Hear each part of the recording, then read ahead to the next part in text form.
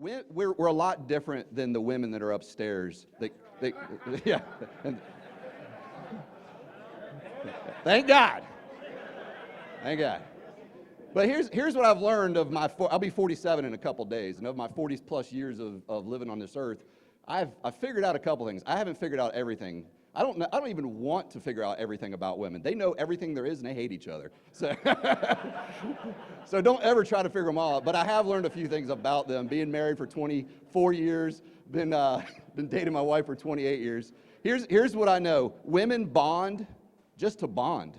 It's the oddest thing. And you can find this in any grocery store. You'll see two moms haven't seen each other in at least 5 minutes. They will stop and talk for like 35 minutes just to talk.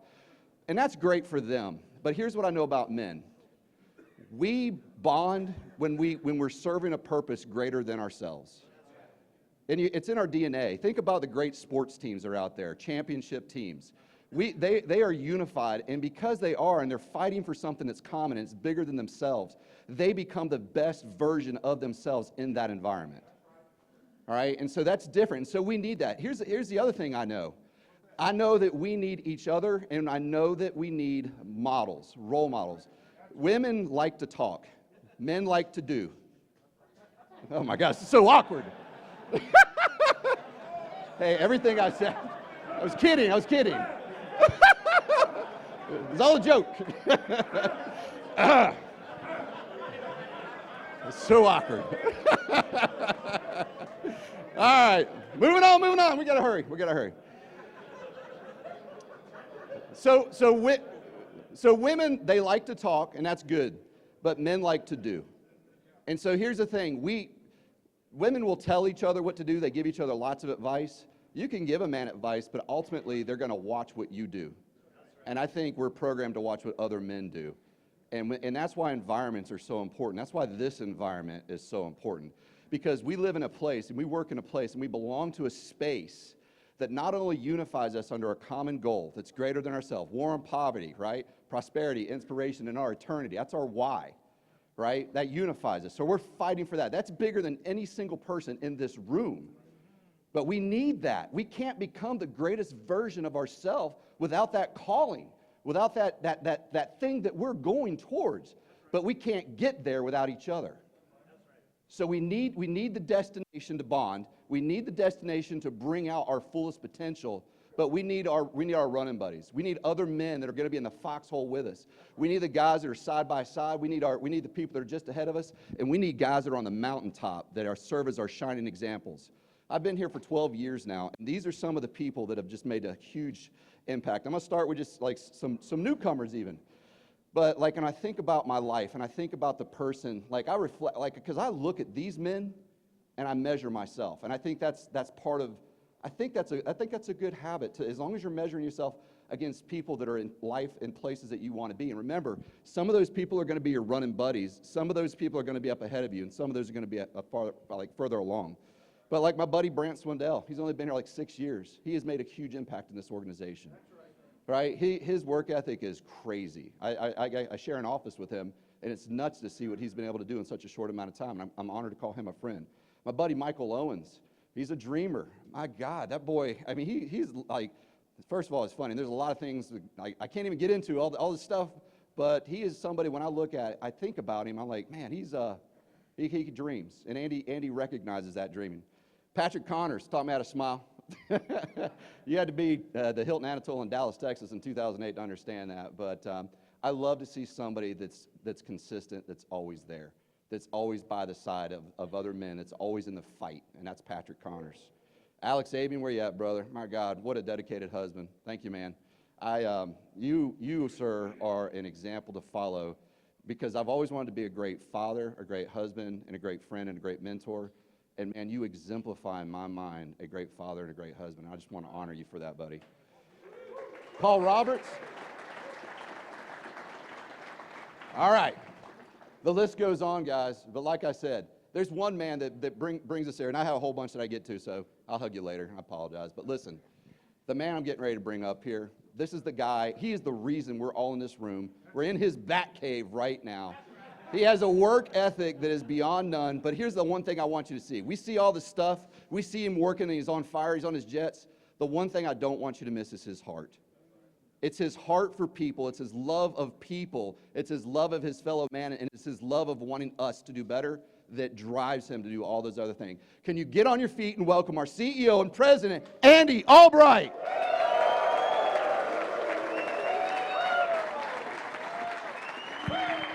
Thank you, buddy. All right. Woo! This is fine. This is fine. Is this okay with you? Does this work fine?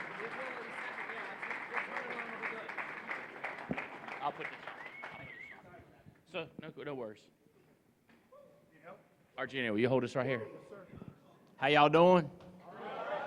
We're excited to have all y'all here. I'm going to get started in a minute. I'm getting dressed.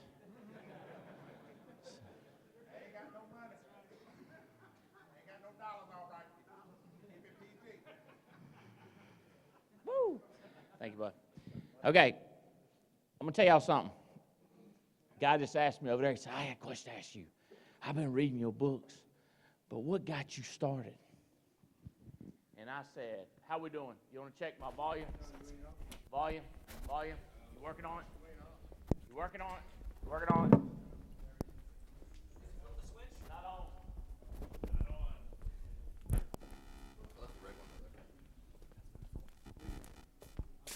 Now. Is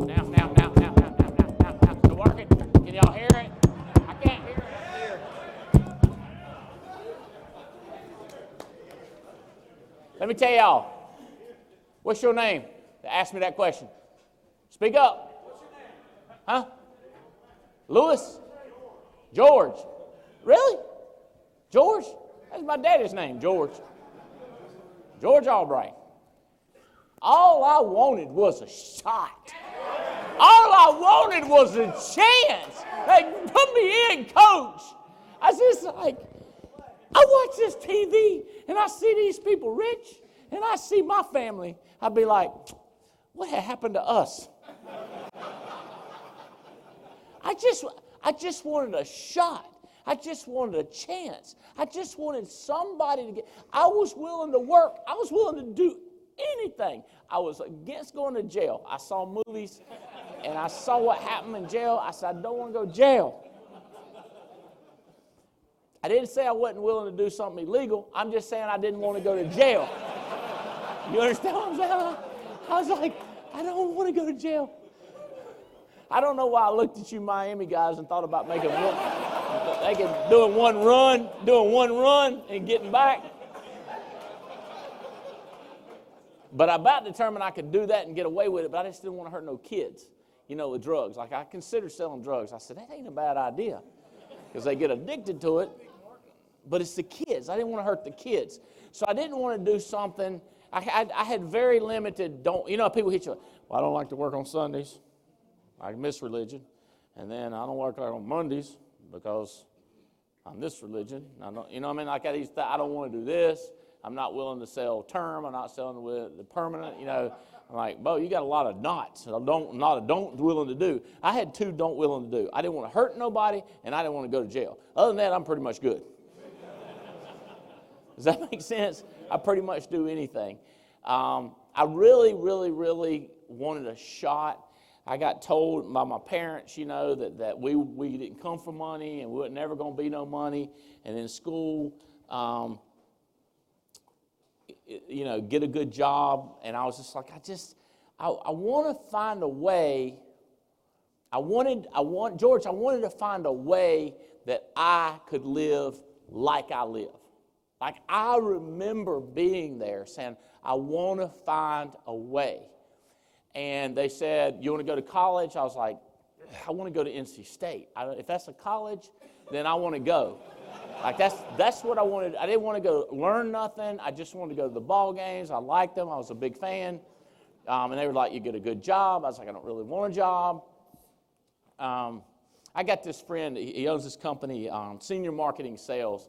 And they got he's an old Jewish guy, Milt Kleinberg. And he always says, I travel with him all over the world now. I met him about 15 years ago. I don't know what they do. He does all kinds of med stuff, just stuff he does. Old company. But I loved him because every time we go somewhere, he started talking trash to the people. He'd be like, what y'all think about Hitler now? And I'd be like,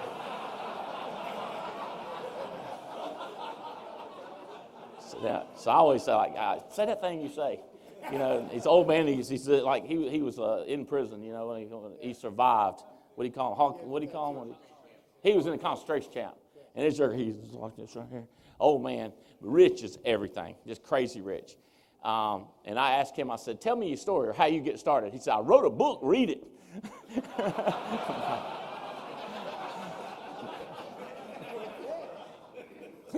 So I always think about that, like, I wrote a book, read it. That'd tell you my story. But I do like telling my story. Who don't like telling their story?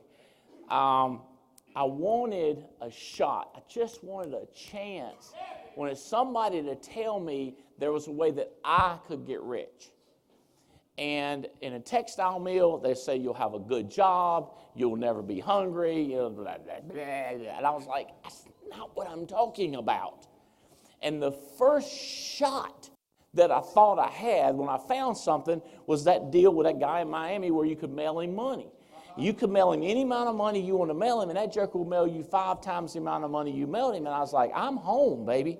This is what I'm talking about. Mailing money, going to the mailbox and getting checks and cashing them and talking trash, baby. Woo! And everybody telling me it wouldn't work. I'm like, you telling me it ain't working? I'm cashing checks. I think you need to get the address and mail some yourself. You know what I mean? And that was my first shot. And then my real first shot of anything was in the Amway Corporation, or the network marketing, Brit Worldwide, BWW, and then with Larry Winters and that crowd. What's the name of his group? LD, Learnable, Teachable, Duplicatable, LTD, yeah. So when I found that, and those guys started saying, you can do it too. I was just like, so you're telling me I can do it. They're like, I am telling you, you can do it too.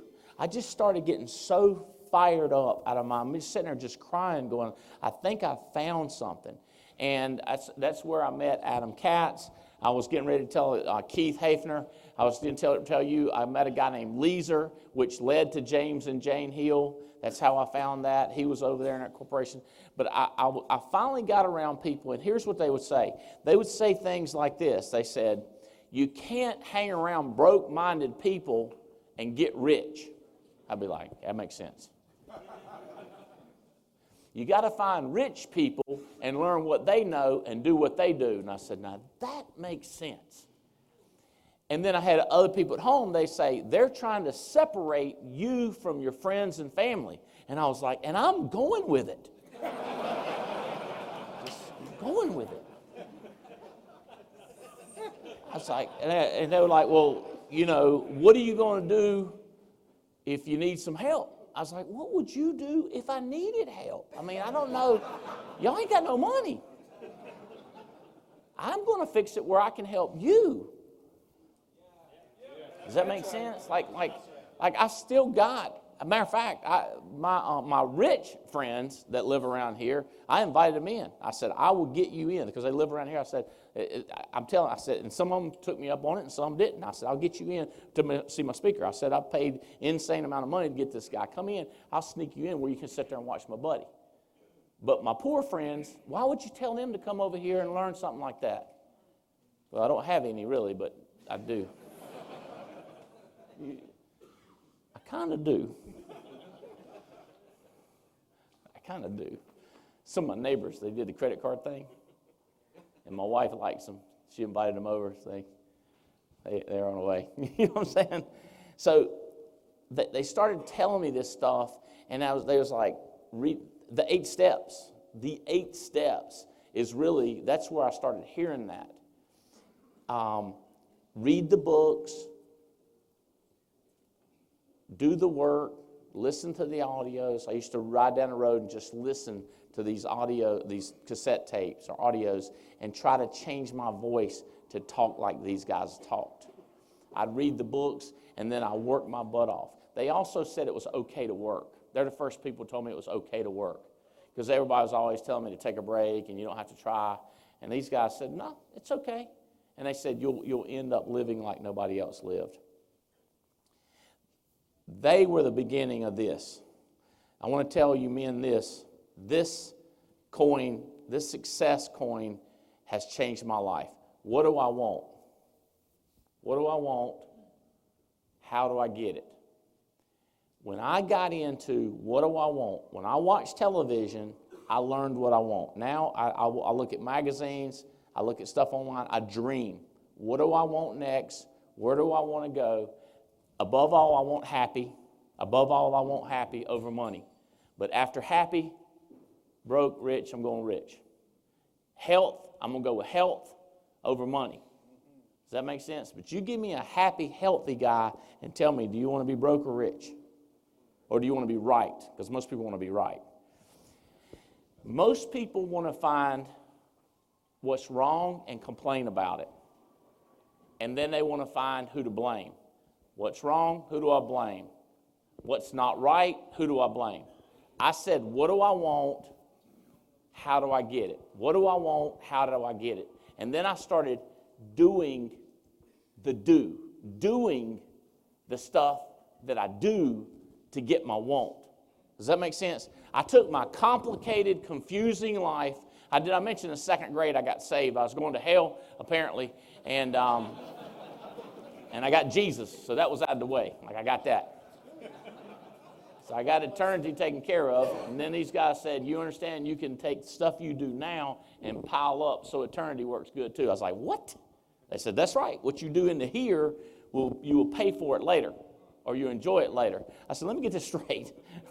The more I make here, the more I get later. I said, that's what I'm talking about right there. The more people I help, the more difference I makes more later. So now I got an excuse to make a lot. Yeah. And I made up another excuse to help you. It's called inspiration. These things are inspirational, right? So now you can spend it. So you make it and you spend it, you inspire, and you get others, and you go around telling other people.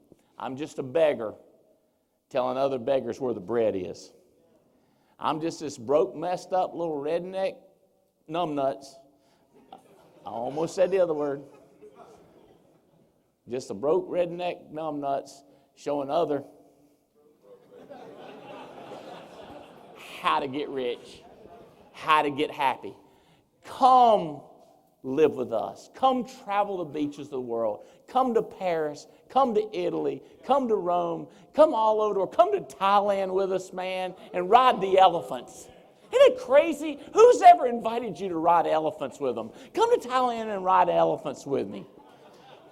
Come join my board. Yeah, we got a compensation grid. Come join my board. Who invited you to be a board member on our company? I'm inviting you to be a board member on my company.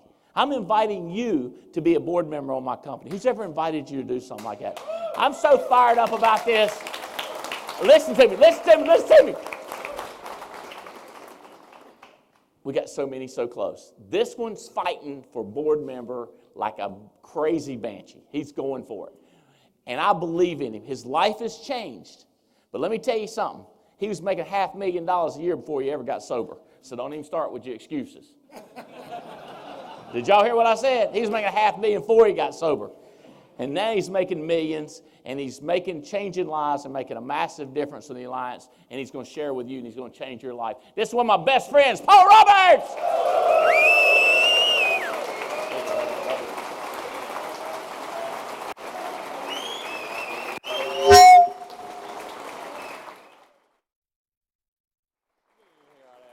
You didn't need to hear out of here.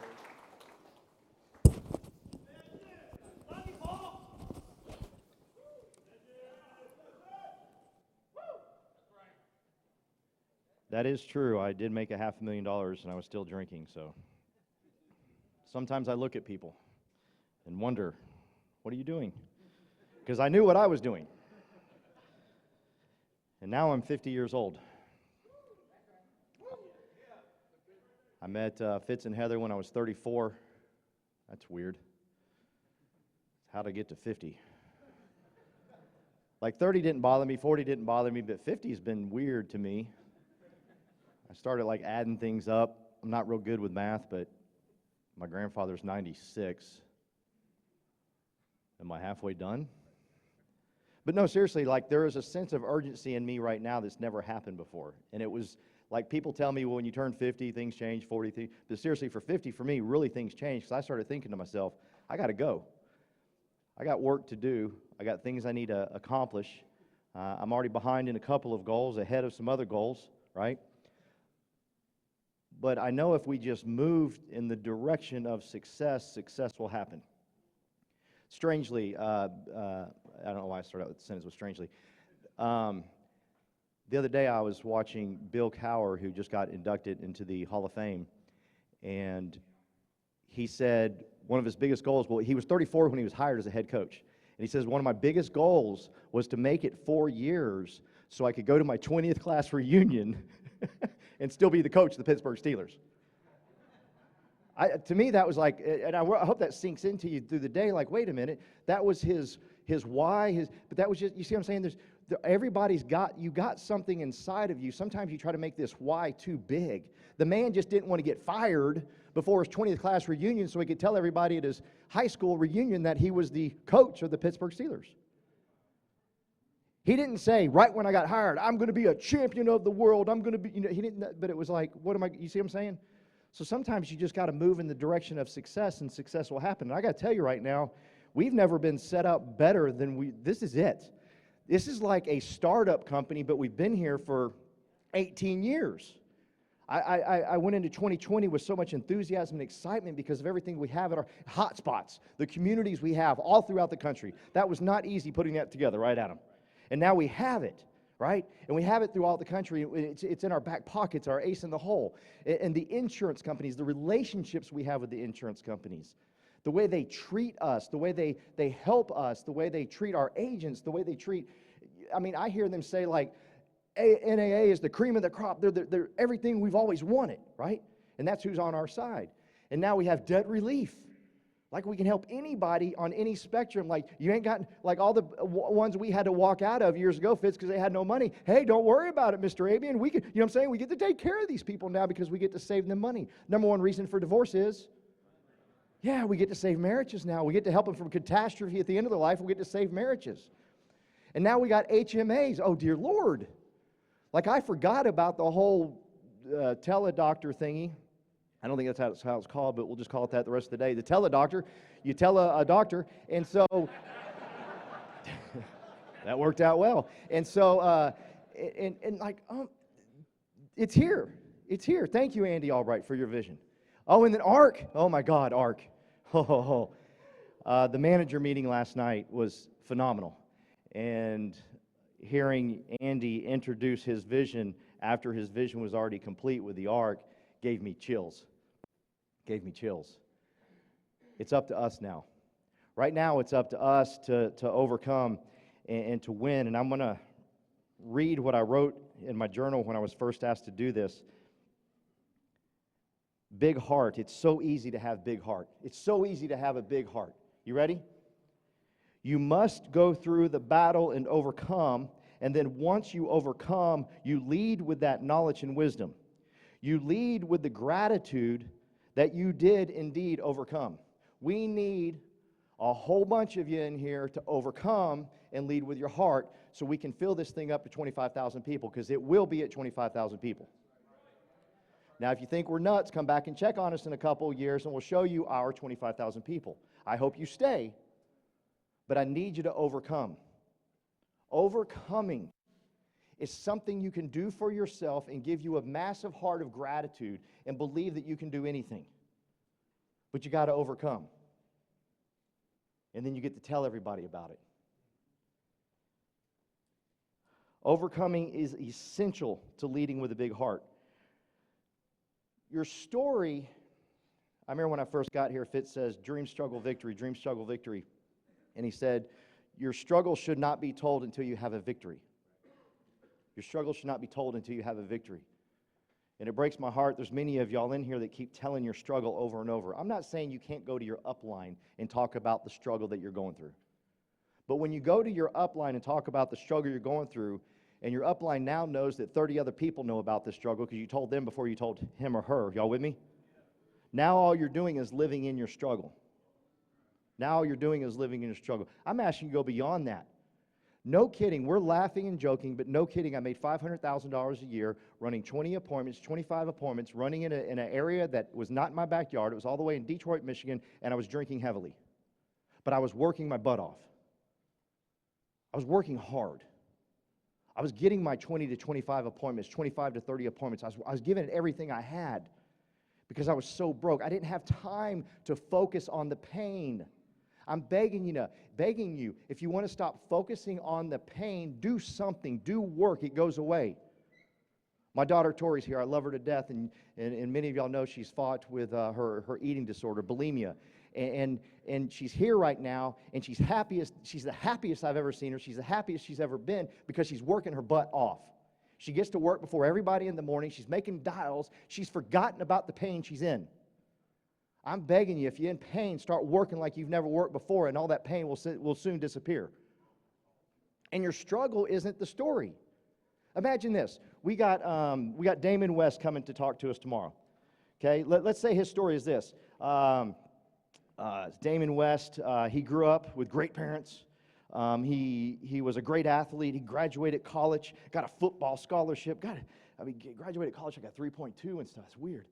And he got addicted to alcohol and drugs. He robbed some houses, and he went to jail for life sentence. The end.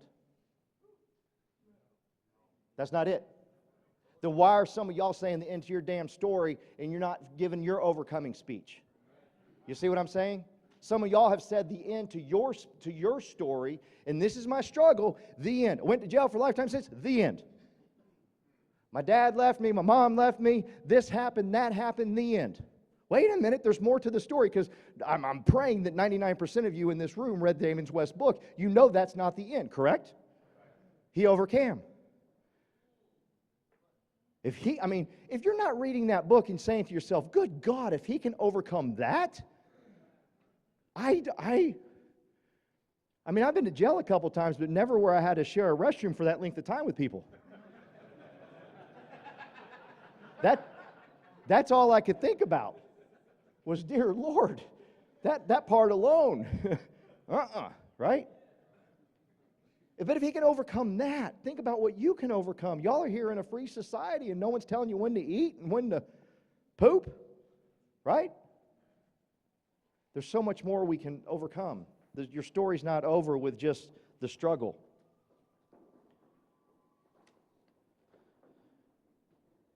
It is not the critic who counts, not the man who points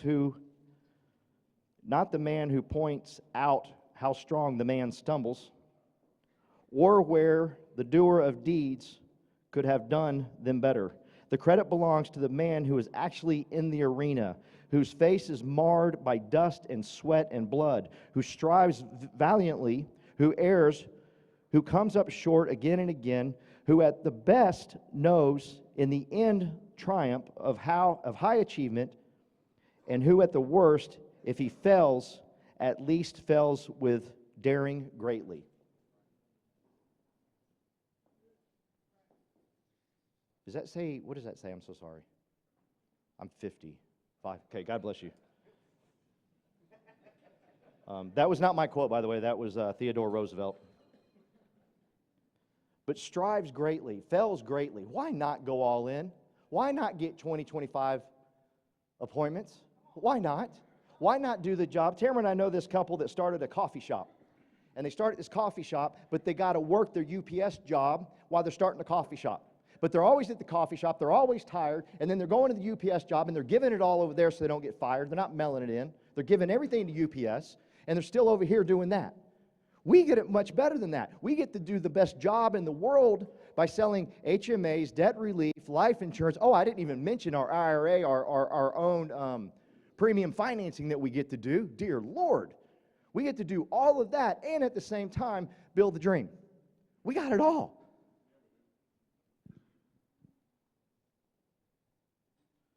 But you got to chase after it. You can't. Here, I'm going to read a quote. No one catches the wild ass by running after him. Yet only those who run after the wild ass ever catch him. You can't go by, well, I just have faith, but you ain't going to work. God got me sober, but I had to run to it and let him know that I wanted to be sober before I got sober. I didn't do it alone. But I had to run in that direction. You got to run in the direction of work. You got to run in the direction of, you know what? I'm going to do 25, 30 appointments every single week. I'm going to give it all I got. And then when you give it all you got and you go that direction, people around you will be lit up. They'll be fired up that you're doing 25 appointments a week. They'll be excited that you're doing 25 appointments a week. What if you fail? What if you get zeros? Who cares? I did. Several times I would go out and run business. I wouldn't write no business, but I'd have 20, 25 appointments, and Jeremy and Michael Owens would laugh. And they'd go, oh my God, when is he going to quit? He can't take much more of this, I'm sure. And I would go back out the next week and run another 25 to 30. And Michael's only philosophy was I was lying to him, and it was better than what it really was because I kept going and kept moving. It's got to be gooder than this, absolutely. You will light your group up, not by managing them, not by telling them what to do. You be the leader. I get fearful sometimes when Andy says we need everybody to write 20 or to set 25 to 30 appointments. That's not you go tell them to do 25, 30 appointments. You do 25 to 30 and see how many people follow you. Okay?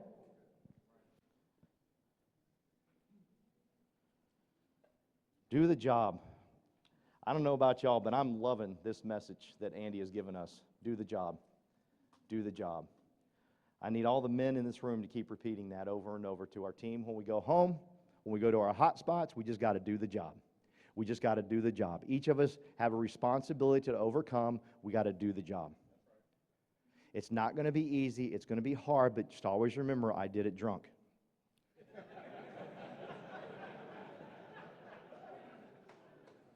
And I don't think y'all realize how bad the drinking was. There was a conference call that I once did. I passed out on it. I was in control of the conference call. Thank God Michael Owens took after me. He muted me and finished the conference call for me because I was already drinking at 10 a.m. I'm not playing. I did this drunk. But I worked so hard during those times the pain would go away. You want your pain to go away. You want your struggle to go away, put everything into it. We've all got crap going on, every one of us. And this man that's coming up here right now has had some crazy stuff. If you ever had the chance to sit down and talk to this man about his personal life, you would get your butt up. What am I trying to say? You'd get going. If you knew the pain this man endured in his personal life, you'd give it everything you got. Everything inside of you, you give it. I love the fact that I get to run with this man. I love the fact that he's part of my team. He's part of our organization. He's a great ambassador to the Alliance for what he's overcome, for what he's fought through. Who would like to have an introduction like that? Every one of you have the option to have that exact introduction because this man right here is going to come up here and light y'all up. Please give it up for Andy Riddle.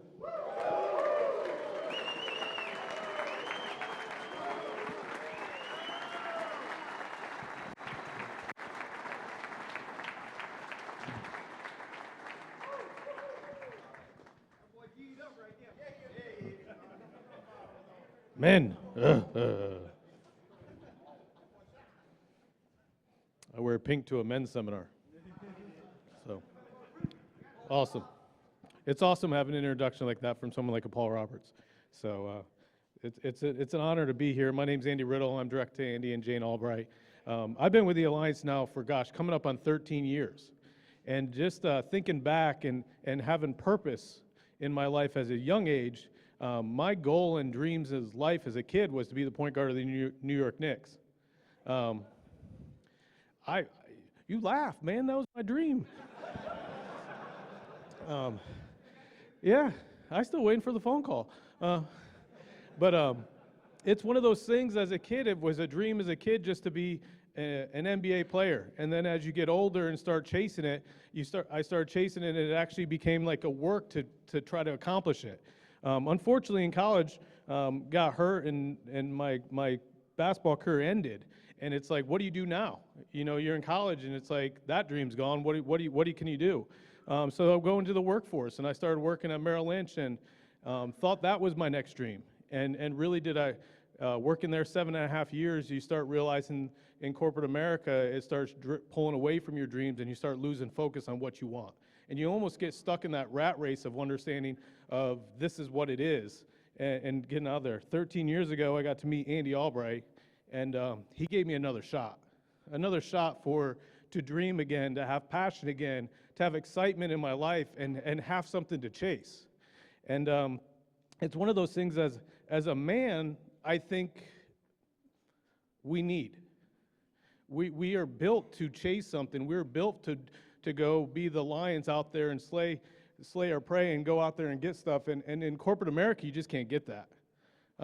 As successful as I feel I became at Merrill Lynch and working my way up to a vice president there, I was not fulfilled. I did not have passion in my life. I had no drive, no dreams, and any aspirations of doing anything. I was just controlled.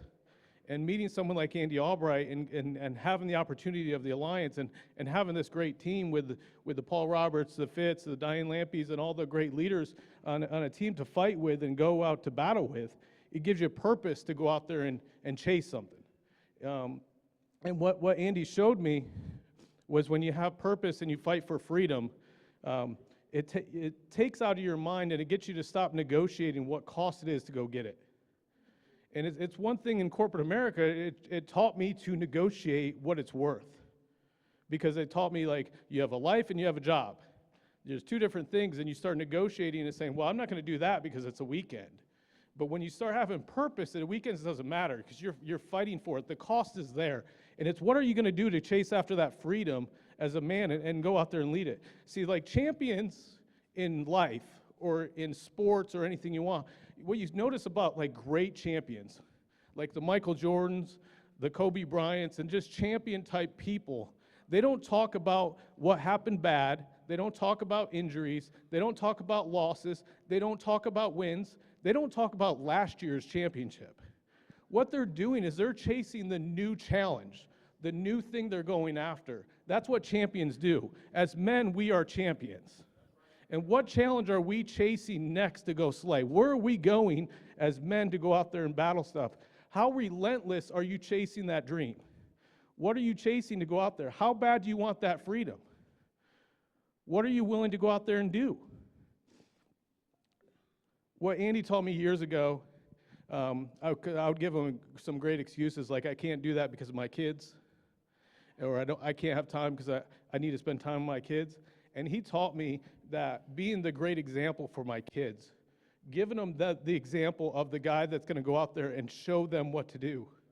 Install that hard working, charging, having passion in their life. And now you wake up every day having that passion with something to chase. And you wake up excited every single day to get back to work. It's one of those things when people ask you, how do you stay focused? How do you not stay focused? We're in a battle, we're in a chase, being passionate and excited about what we do, the opportunity that we have to change the world. And it's in corporate America, you don't have that. I didn't have that. And it's having that ability to go out there and do something. When you know you can focus and get focused on something to go out there and do it. So some of the things that I think are great examples or different ways that you can go out there and do stuff is stop negotiating the price that you'll pay. Because here's the thing, the price is going to be worse than you think it is. I just promise you. But the reward is going to be much better than you think it is. So stop negotiating it. Just go after it. Change your identity. Stop listening to the voice in your head saying you can't do it. This, that, whatever it is. Start saying out loud what you're going to accomplish. Out loud. Not out loud to your head. That's not out loud. Out loud that anyone can hear it that's around you. Start changing the words that you say and go out there and accomplishing the things you're going to do. Change who you are and what you're going to accomplish. Don't sell your dreams. Don't sell your dreams. Someone comes to you and said, here's a job for X amount of money. Don't sell your dreams. Don't sell out your dreams. Take your dreams, go achieve your dreams, and guess what? Once you hit your dreams, you'll probably have more dreams to go chase, because that's what champions do. Go after it. Don't sell out. Don't sell out your dreams.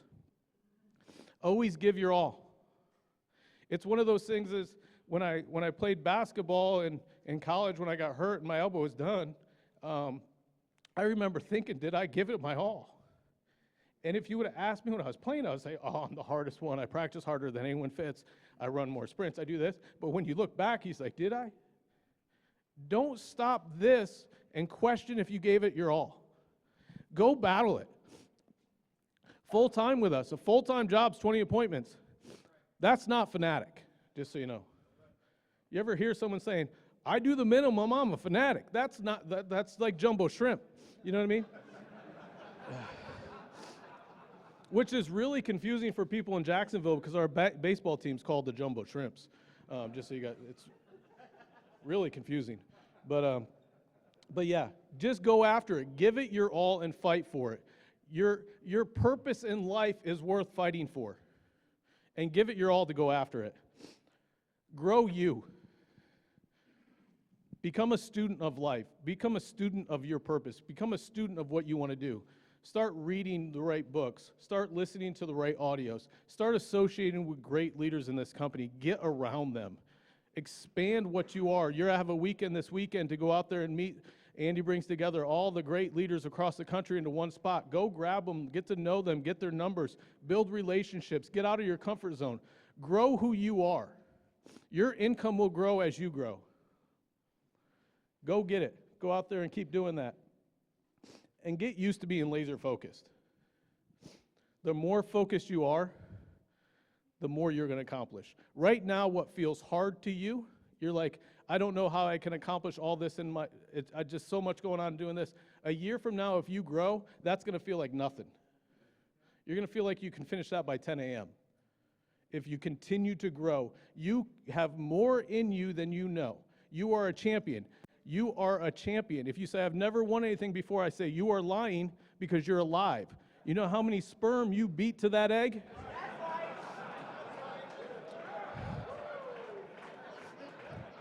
Someone told me it's 50 million. I've never counted them, so I don't know.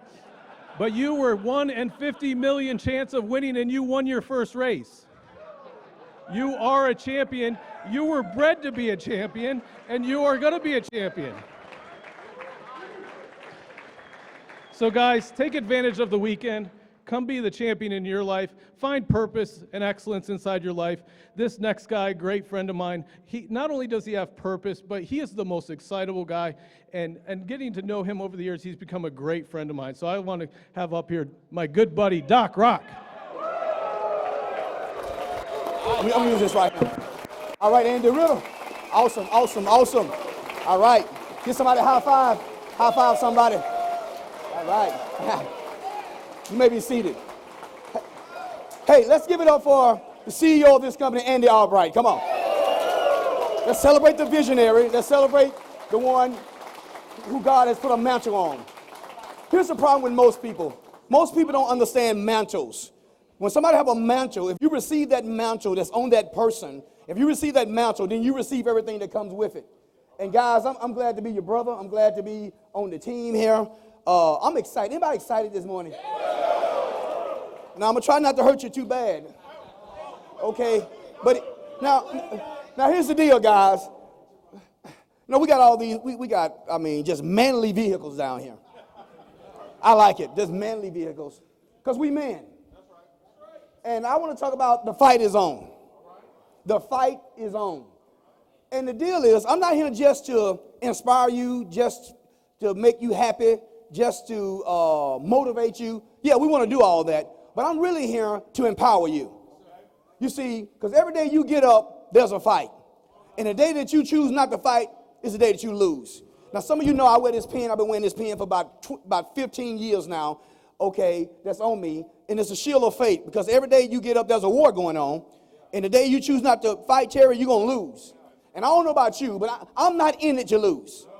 Are you in it to lose? I'm not in it to lose, okay? And have anybody ever told you, hey, keep fighting? Anybody ever said that to you? Keep fighting. Keep fighting. Okay, because we got to fight. Listen, nothing, no thing is going to be given to you. Now, you can be rich, you can be successful, you can have whatever you want in life if you're willing to fight. But no one is going to give it to you. And if you expect just to come here, get inspired, okay, rub shoulders with everybody, look at the cars, and go back home and do nothing and think that you're going to be successful, then you have something else coming. You out of your mind. Now, I'm Doc Rock, I'm your friend. I'm not here to offend you today, but I hope I make you so doggone mad that when you leave here, your finger get a callus on it because you dialing so much. Because you're going to have to work. I was born to a 15-year-old, as some of you know, okay, and nothing was given to me eating government cheese and peanut butter, but I don't eat peanut butter no more. Not government peanut butter anyway. I can afford Jiffy now. There'll be the cheese I can buy because I've worked my butt off. Nobody owe you nothing. Whether you black, whether you white, whether you Hispanic, whether you a blue smurf, nobody's going to give you nothing and nobody owe you nothing. Every day you get up in the morning, you're going to have to fight. Somebody shall fight. You're going to have to fight. Easy is not an option. Easy is not an option. Matter of fact, it's going to be downright hard sometime.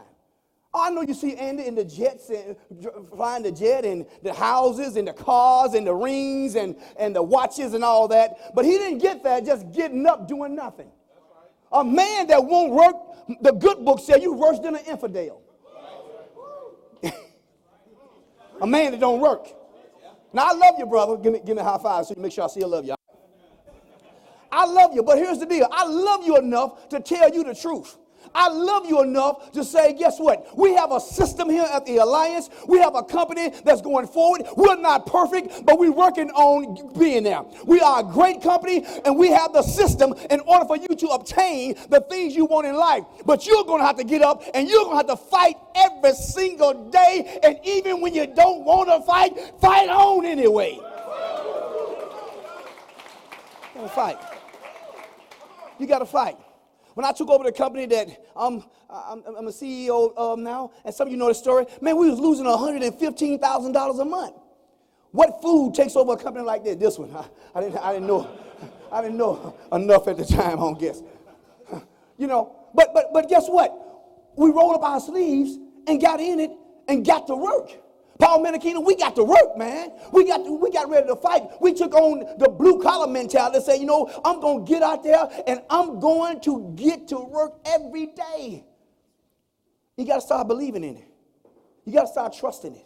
You got to want it for yourself. You got to want it for your family. You got to want it deep down inside. See, because you are who you are under pressure. You're not who you are when everything's going well. When the pressure is on you, what do you do? When the pressure is on you, how do you respond? That's who we really are, okay? And guess what? Every successful person I've ever talked to, and I talked to a lot of them, okay? Every one of them say it's a fight. Everyone says it's hard, but it's not impossible. It's hard, but it's not impossible. It's hard, but it's not impossible. Tell your neighbor, it's hard, but it's not impossible. See, we have to learn delayed gratification. We have to learn that on the other side of us working, on the other side of us fighting, on the other side of your tears that you shedded are some incredible life-changing experiences if you would get up and keep going. The only person that loses is the person that won't fight, is the person that quit. You can't be a quitter. It's too big. Brent Twinnell, it's too big to quit. It's too much to quit. You can't quit. Are you hearing me? Because your dream is in your work. Your goals are in your fight. And you can't do it. So let's talk about fight right quick. I didn't think I would have to use this, but I got a little hot. Let's talk about fight. Now, fight stands for faith, intelligence, goals, hearing, and tenacity. So let's talk about fight right quick. Number one is F is faith. Faith is believing that you can do something. Now, my favorite book says, faith without works is dead. So if you have faith in what you're going to be, faith in who you are, faith in the system of the alliance, then you got to do some work. But you got to have faith in it. And guess what? Faith is the assurance of things that you don't even see. But you got to believe it. You got to know that G. Chris, down the road, I'm going to get what I'm talking about. And you got to have faith in that, because every day you get up, it's going to be a fight of your faith. It's going to be a fight to do it. It's going to be a fight to actually call, actually make the appointments, actually do the do. It's going to be a faith walk. And if you're not willing to walk by faith, you won't get it. It's not what you see right now. It's what you believe. Is anybody in this room believing in something greater than you, bigger than you, believing in some goals and things you have in mind? Anybody in here believing? Any faith people in here? Talking about faith people. Faith people, okay? People who are willing to go out there and get it done. You got to have some faith. You're not going to see it right now. You're not going to see everything. But on the canvas of your imagination, you got to dream it. On the canvas of your imagination, it got to be in front of you. Because if you can see it, Dukes, if you can see it in your mind, you can have it. Listen, I'm seeing some things now, and some things are being realized in my life that I saw years ago. Why? Because I didn't stop, okay? If you get knocked down, just get up. Dust your knees off, Mike Owens, and get back in the fight. If you get knocked down, don't get knocked out. Come on, you men. Any men in the house? I said, any men in the house? I'm talking about people who love their wives, love their family, love their kids, love things that in front of you. Any real men. I'm not talking about some sissies. I'm talking about some punks. I'm talking about men. Real men. Men that are scratched. Andy said, I was talking about scratching out a living. What Andy talking about when he said scratching out a living? He said, boy, I'm fighting. I'm scratching. I'm clawing. I got something in front of me.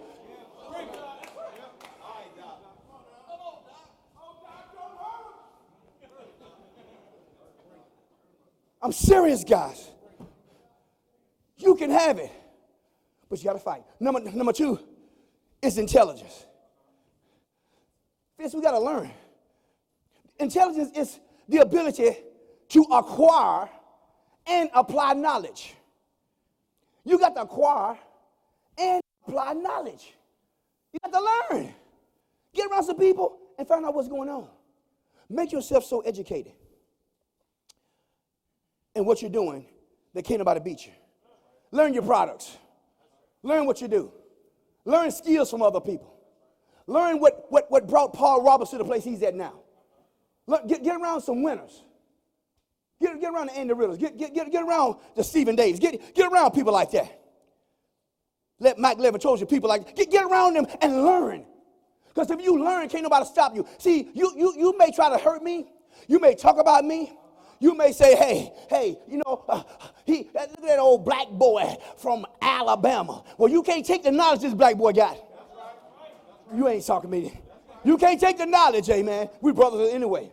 And our brothers from another mother, and so are we. You can't take the knowledge. See, so when you get something in your brain, no one can take that from you. You can't take from me the experience I have as a business person, as a leader, as a person who understands success. You can't take that from me. So when you're intelligent, can't nobody take that from you. Are y'all hearing me? Let me hurry up. I got 5 minutes. Goals. G stands for goals. What you're aiming at. What you're looking for. If you're going to fight, you got to have some goals. You got some milestones.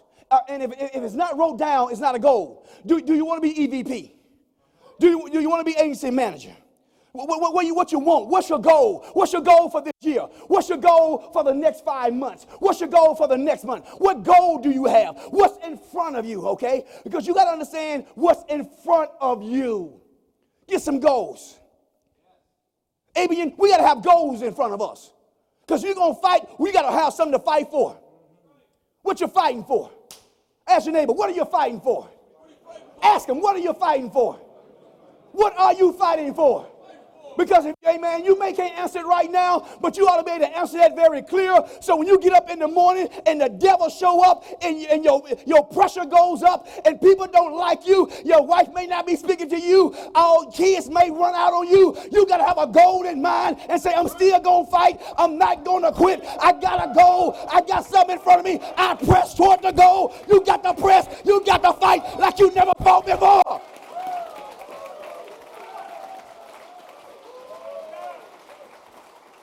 Two other things I'm done. Next is hearing. H stands for hearing. Hearing means relationships. Hearing what's being said. How do you hear? Through conferences, through books, reading, coming to Natcon, you're hearing.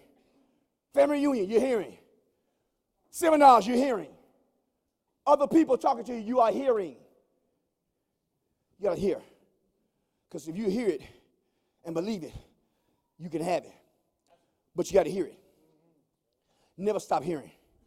And then last, the T stands for tenacity. The quality of being very determined. Tenacity. Shout tenacity. Tenacity is grit. It's having done all to stand, I'm standing. Beat up, messed up, and I just want a shot. And I want a shot too. And I'm taking my shot. Anybody taking their shot? Anybody taking their shot? But you gotta have to have some tenacity. You gotta be able to be in the fight, and when the goings get rough, you get going, praise God. Okay? You cannot stop. You got to keep on moving. You got to have some tenacity about yourself. I don't care if people like you or don't like you. You get some tenacity about yourself and stay there, okay? Get some perseverance. I'm not going to quit. I'm in a fight for my life. I'm in a fight for my dreams. Anybody have any dreams? Anybody have any things they want to do? You're in a fight for it, okay? Come on, somebody. Get in the game and start fighting like you ain't never fought before. Hey, get the dukes up, knock your problems out. You're going to have problems. Life is not just a flat line. Life is up and down. Okay, as Les Brown say, when you're on the mountaintop, put it in your pocket. When you're in the valley, put it in your heart. You got to fight every single day. Have some tenacity about yourself and do not give up. Do not give up. Do not give up. You are a man. You are a warrior. You got to let the warrior come out of you and fight like you ain't never fought before, and nothing can stop you. Nothing can keep you from where you're going. Somebody shall fight. Listen, you never hear this bald head, big feet, big ear, black dude again. You better know I'm out there fighting. I'm fighting for what's mine. I'm not asking for anybody to give me anything. I got tenacity. I got grit. And you're not going to stop me from being who I'm going to be. And guess what? You ought to look yourself in the mirror every single morning and say, I got some fight in me. I got some grit in me. Big Mike, I'm not going to stop. I may have blew it. I may have not made this or made that. But I got another chance. I'm living today. There's a heartbeat beat in me. I'm going forward. Okay, I'm not going to be stopped. I'm going to keep going. And guess what? When you do that and you keep fighting your goals, your dream, that car, that house, that vacation, that person you want to help, whatever may be in front of you, is at your disposal. Get out there and get to work, and let's start fighting. Every day is a good day, and you know where I'm going. Every day is a good day. I fight every day of my life. You got to fight every day of your life. So no bad days. It's Super Sunday. It's Marvelous Monday. It's Terrific Tuesday. It's Wonderful Wednesday. It's Triumphant Thursday. It's Fantastic Friday. It's Successful Saturday. I'm Doc Rock. Join me at the top. Come on, man.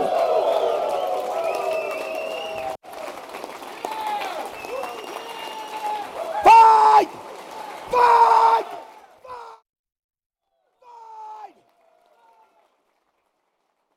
You may be seated. Let me introduce this great man that's coming out after me. Levin Jovic is a great guy. I've stayed in his house, him and his wife. I've been to the hospital several times. He's a man of integrity. He's a man that's smart. He's a man that's dedicated. And he's a man that's successful. Listen to what he has to say. Pay very close attention to it, and you will be blessed by it. You will go forward. Come on, give it up for Mike Levin Jovic.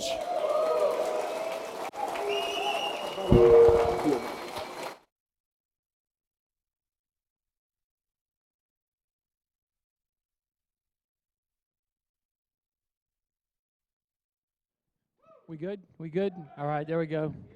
Okay, so y'all are lucky. We had somebody spike Doc's Rocks coffee with some Quaaludes, so he took it down a notch this morning. We were afraid he might come at you too energetic.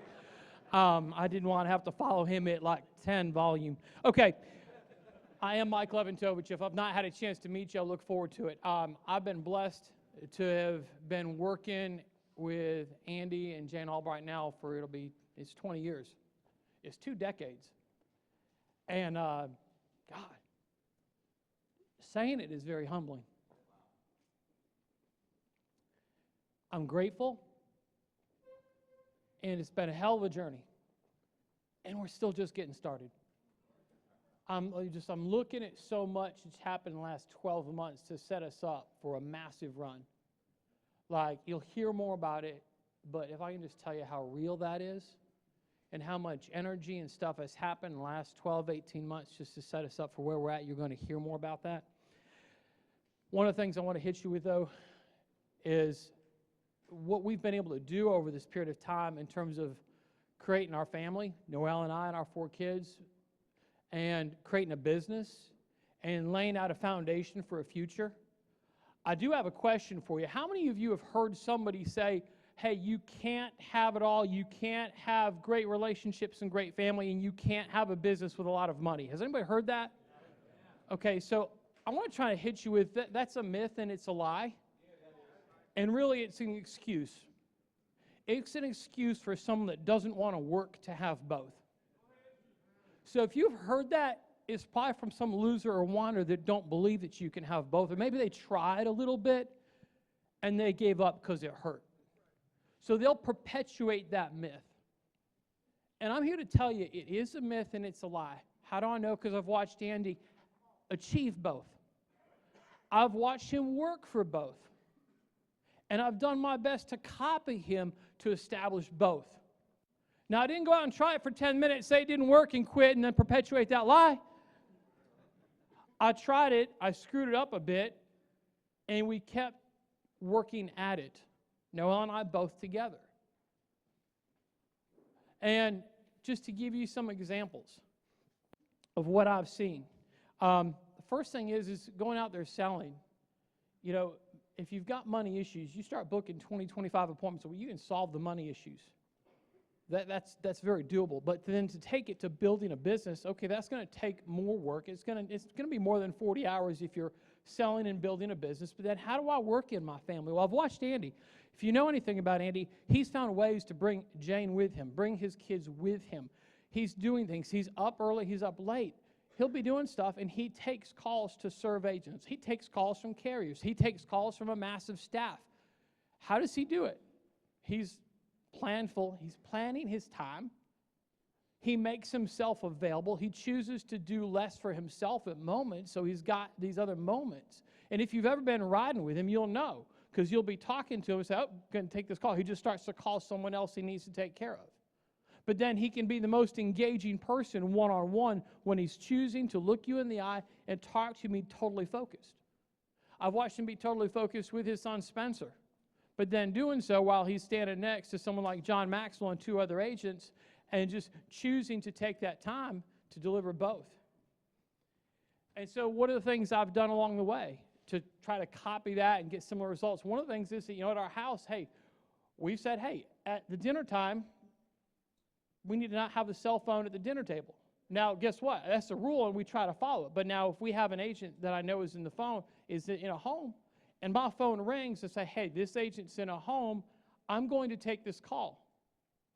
Now, if I take a call, I say, hey, you in a home? Yeah. I say, let me go help you.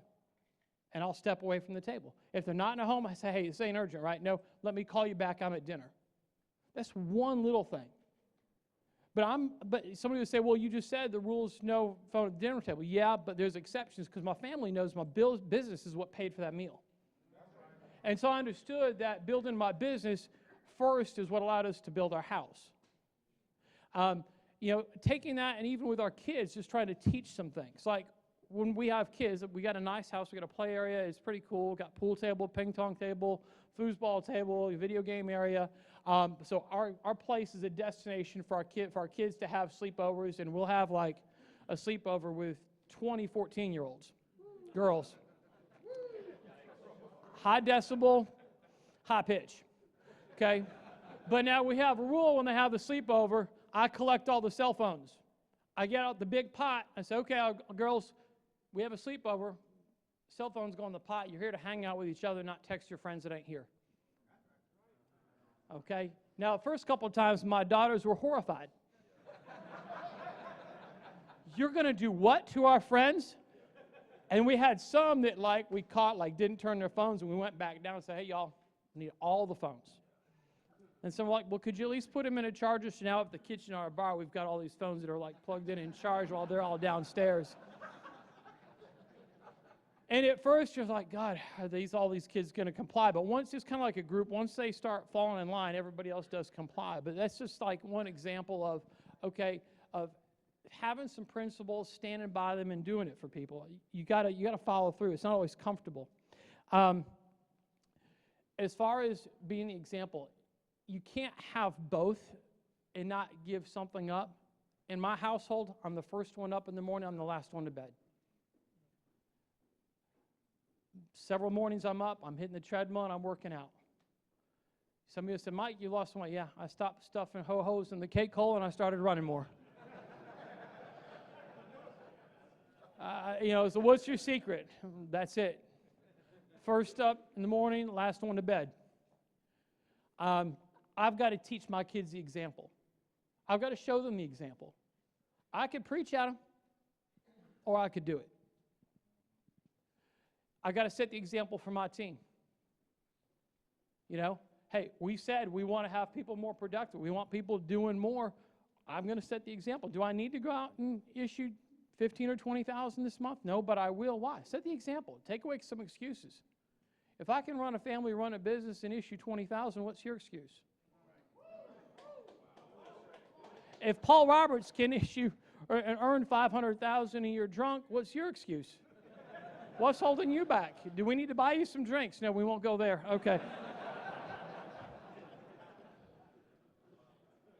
When you go out there and start paying the price, we got this guy Damon West coming in, and he talks about his story about the coffee bean.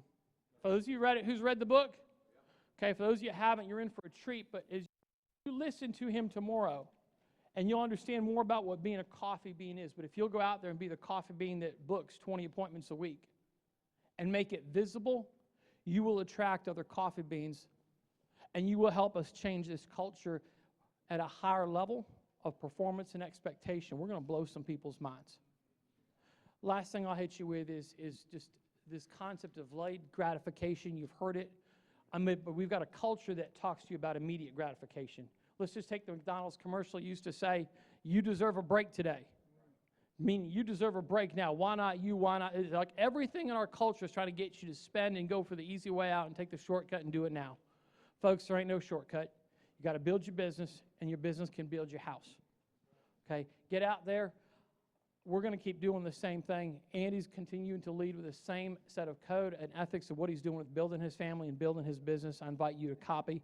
And we got so many winners and warriors that have been doing that with us for a period of time, be it Fitz or Stephen Davis or Andy Riddle.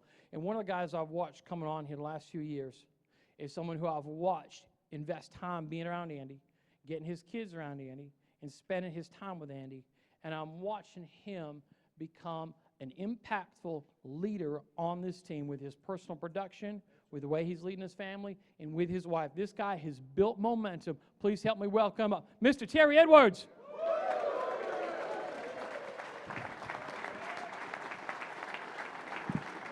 What up, man?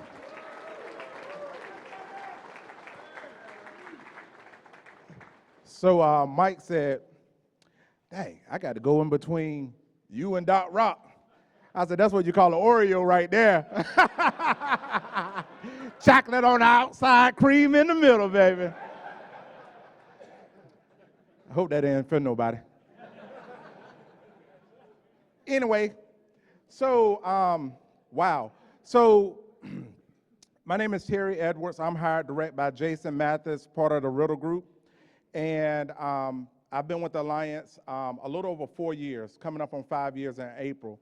And this one event right here, this men's seminar, has always been my favorite part of every big event that we have.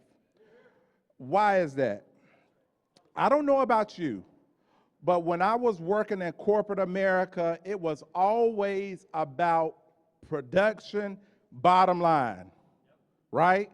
I don't know, anybody had that experience out there? Like, you know, I don't care how you feel, you gonna come to work, do what you gotta do. If the budget is being met, good. If numbers are declining, you got to figure out what's going on, you won't be here. Very seldom did anybody ever take time. I can't remember a supervisor, a boss that ever took time to sit down and get to know who I was and where I came from. They had already judged me based on a report or a spreadsheet. The thing that attracted me to the Alliance and to Andy was that he took time to figure out who I was, where I come from, what my norms were, how did I grow up. Because this is what I know. Coming here to the Alliance, you can work and we can get you to making 20, 25 appointments a week. And if you're not making $75,000 to $100,000, something ain't right. That's all logic. But when you want to start making Paul Roberts money, when you want to start making Levin money, Andy Riddle money, Andy Albright money, I mean like that stinking rich, like Fitzgerald money. There has to be a shift from head to heart. And heart is all about relationships. You see, I don't know how you were raised, but I'm thinking most of us was raised similar. How many people grew up with men speaking into your life? You grew up with men speaking into your life. More people did not than did. Y'all look around. How many people grew up with a dad that told you as a little boy that you were good enough, just like you are? More did not than did. How many people grew up seeing men violate, disrespect women, children, or it's a man's world? You may not want to be real, but that's where I was. I had no clue. I was 37 years old when I came to the Alliance.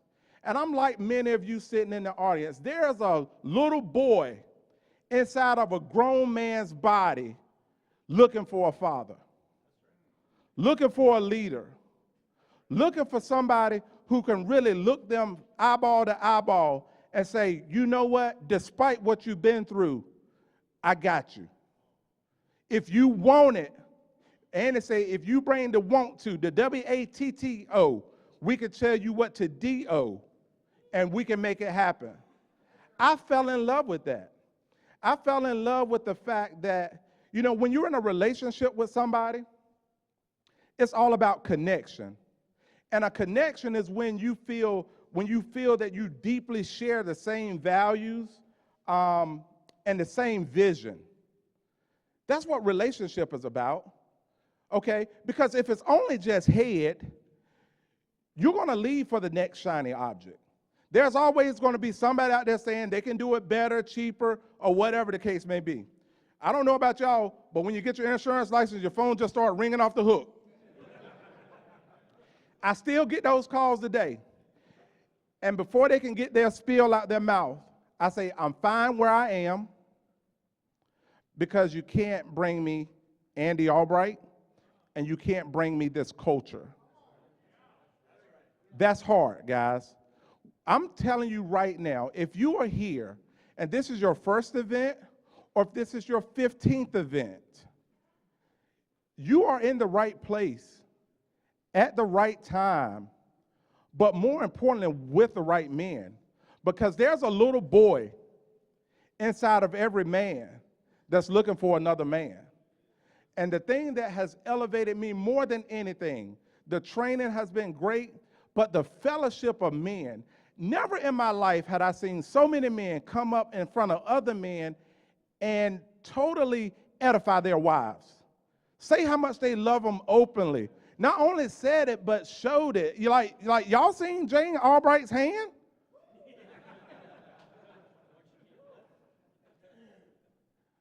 Have you seen the lifestyle that Andy has went out and worked his butt off to create for his family? Have you seen it? Like, look at this stuff. This is crazy talk.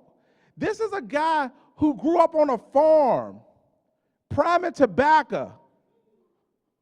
His daddy was a postman. His mama was a secretary. Oh, you haven't taken time to read the books, to hang around, to learn the stories. So anything you read or anything somebody comes along and says about Andy and the leaders, oh, you're so gullible. Dadgummit, take time this weekend to build relationships. Because relationships are what's going to keep us. Relationships increase our emotional well-being, and it creates stability. I don't know about y'all, but I can have some very high highs, and I can also have some very low lows. I'm just talking about me. I don't know about y'all. A lot of times we fear failing as men. I don't know about y'all, but one of the biggest things that I fear is being a failure as a parent and a failure as a husband. That grieves me. But when you get around other men who are excelling and you start copying, no longer do you have to rely on what you think. Only thing you got to do is watch and do. I remember when I first got started, I sent Andy a text. I was like, Andy, I got this good idea. And I laid it out in a text message. I know he didn't read it because he responded back too quickly. It was a text about this long. He responded back with an emoji, said, no, it was a little sentence. It said, I don't need your thoughts. I need your eyes. A lot of times we're thinking too much. We're trying to figure out, is he who he say he is? Is this company really this good? Or is what the stuff on the internet, is that real? Like, boy, bye. You can't fake this.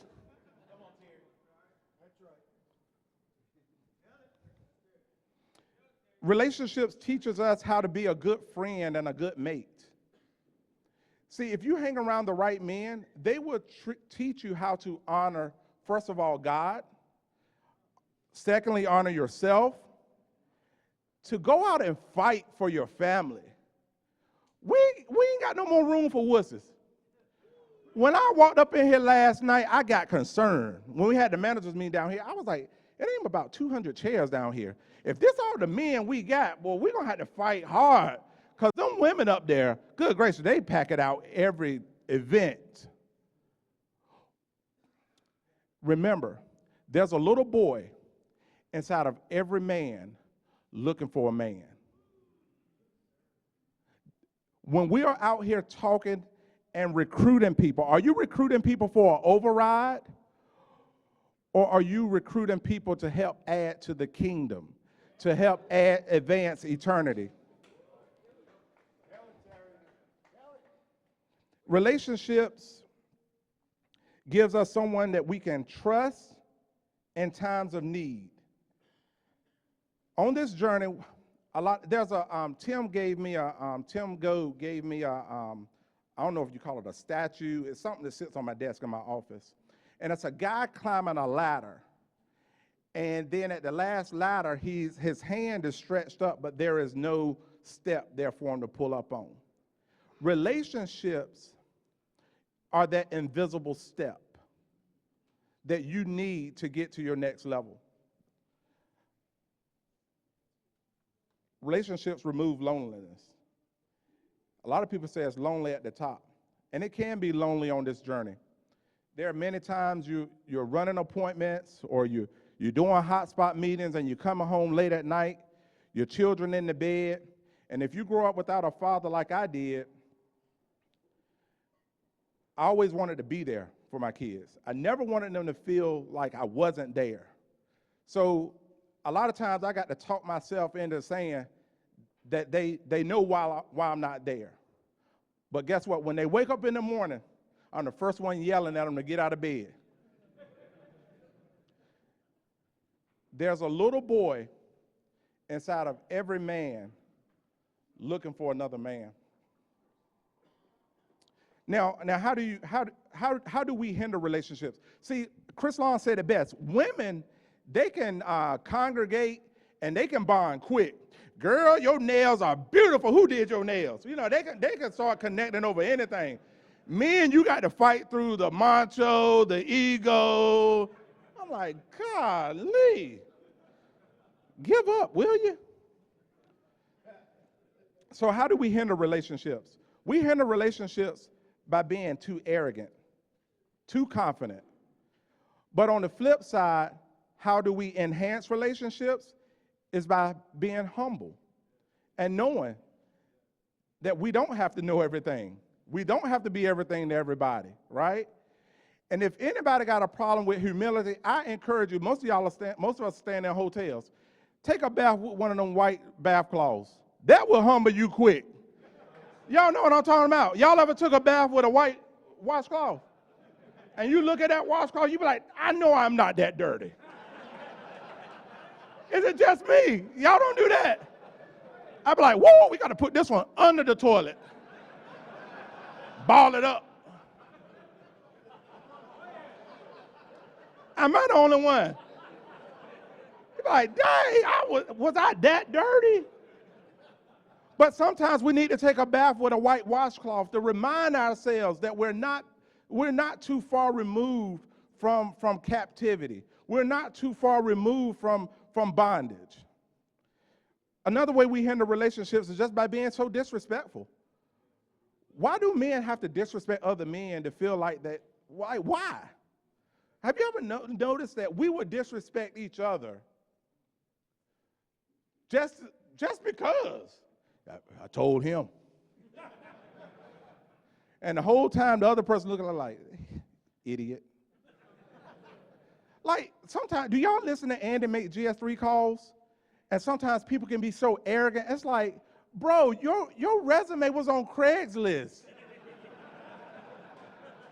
When I was talking to Jason was like, yeah, we start out at 55% and you get paid out the first year premium. I was like, well, shouldn't we get more? He's like, you remember the part about you ain't got no job? I was like, oh, yeah, that's right.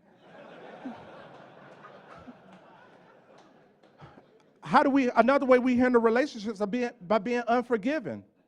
Being very unforgiving. How many people know a man to be like this? You crossed me one time, that's all, I ain't giving you another shot. But what if God treated us that way? What if he did not extend grace to us?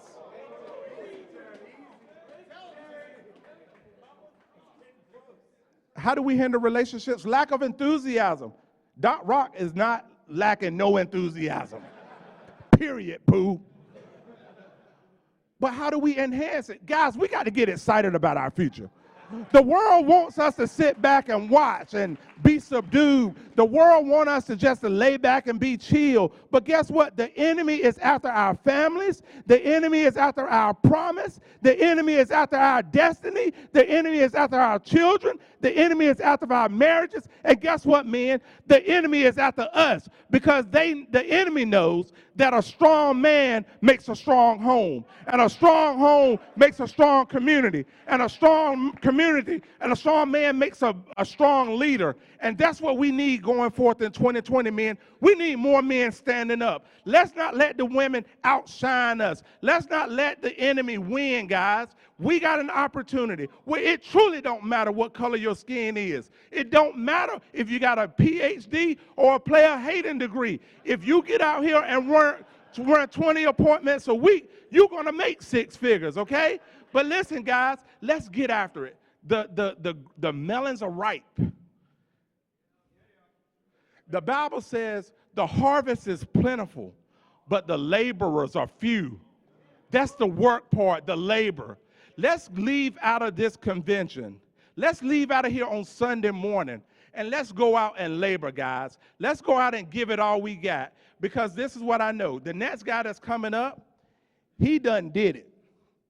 This guy was the youngest guy to get to $1 million income in the Alliance. I hear Rick Warren has a purpose-driven book. I call Stephen Davies the principle-driven man. When he talks, he gives you principles that you'll be like, you can't argue with that right there. That just makes sense right there. And he'll hit you with a parable that's make you daggone bust your gut because he is hilarious. But guys, we have a living legend in our midst. Y'all stand up all the way from Asheville, North Kakalaki, Mr. Stephen Davis.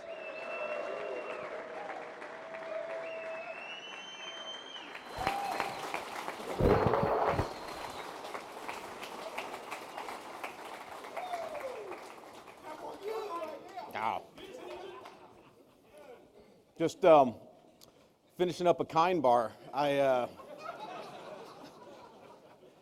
was kind of monitoring my internal state back there, and I'm like, God, I am being a grouch. And I was like, I forgot to eat breakfast. So I remembered in time. So the first few minutes might be grouchy because of low blood sugar, but the last few minutes should be okay. So I love coming to Burlington because it's like history. I get to relive it.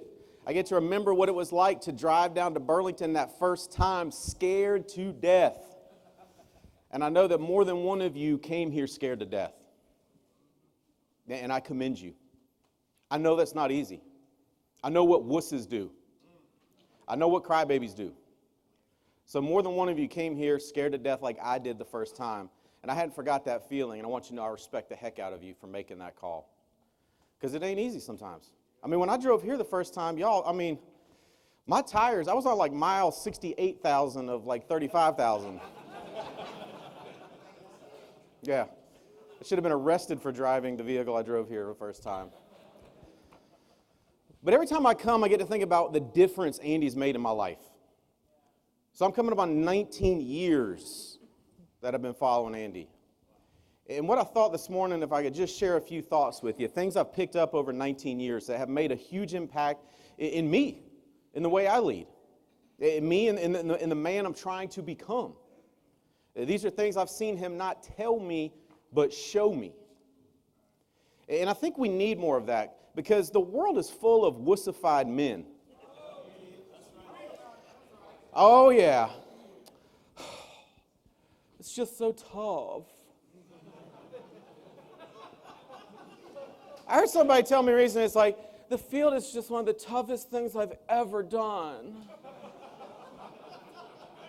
And I was like, man, I got to tell you, there's probably a 14-year-old Chinese kid that just worked a double shift at a bauxite mine that might have a few counterpoints to the field being tough. You know what I'm saying? And they don't want to do anything until they feel like it. I just didn't feel like it. It's like, what? I think about my grandfather. He's another man I admire and respect. Do you know what he did when he came home from the Korean War? He went to work on Monday. Yeah, he didn't buy a Patagonia hat and find himself in Oregon. You know what I'm saying? He went to work on Monday like a man should.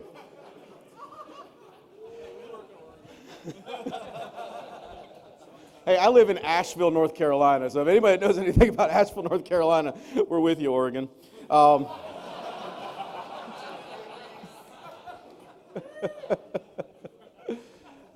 right.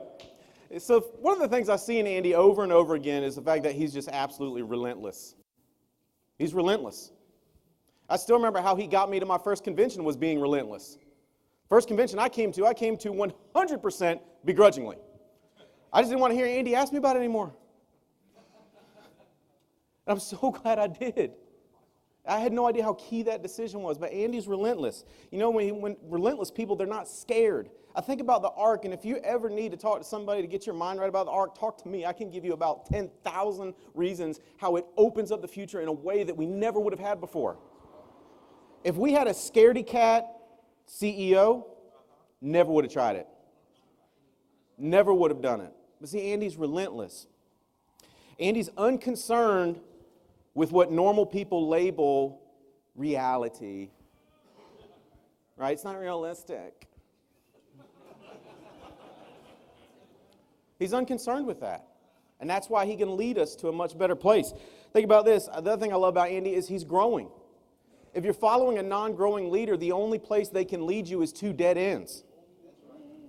But see, Andy continues to push himself and grow. And I just look at it in contrast with, like, broke relatives. Like, are you ever confused when broke people have strong opinions? Like, it blows my mind. They're so certain about everything.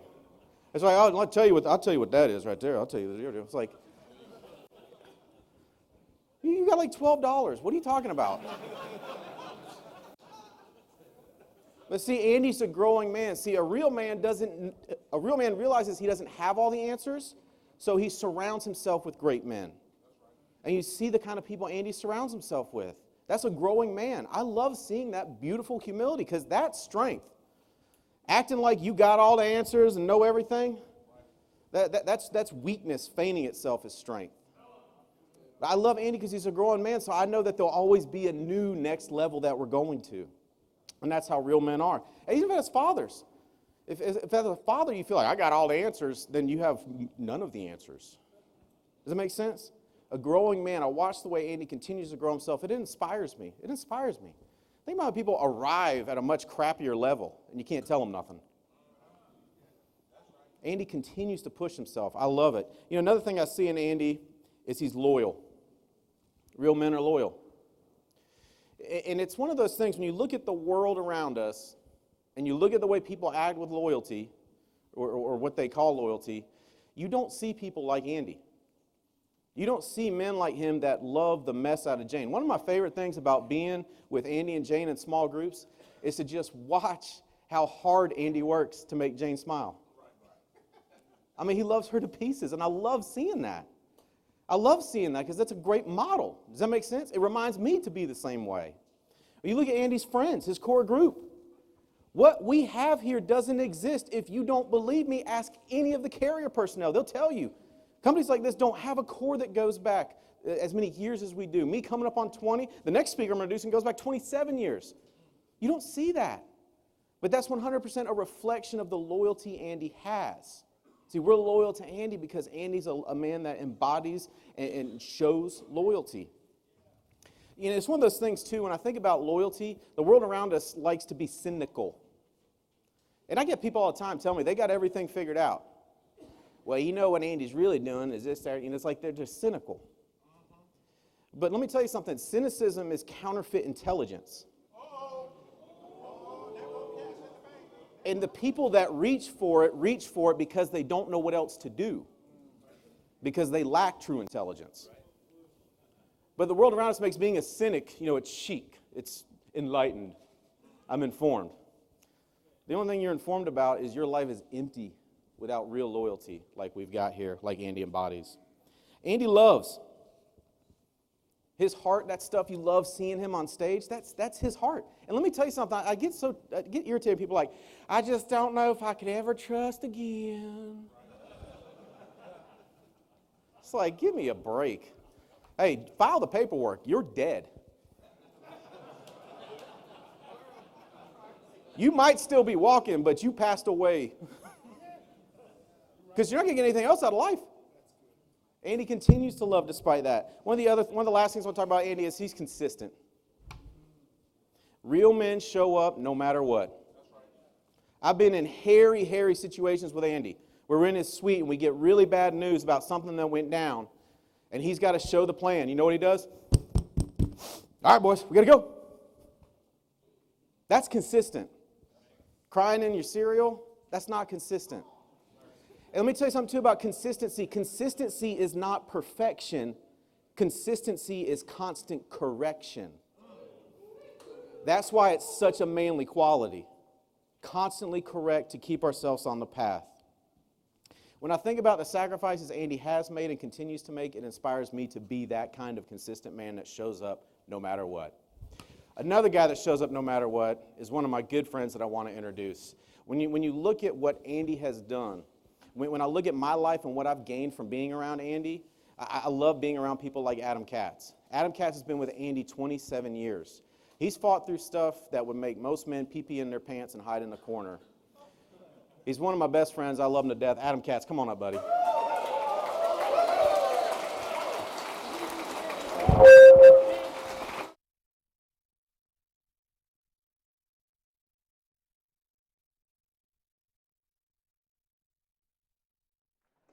All righty.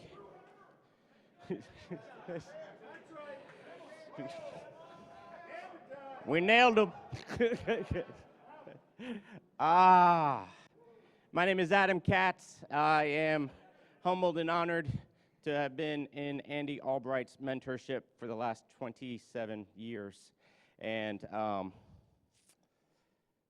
what a ride. What a ride. You know, here's one thing I'll tell you, it's never been boring.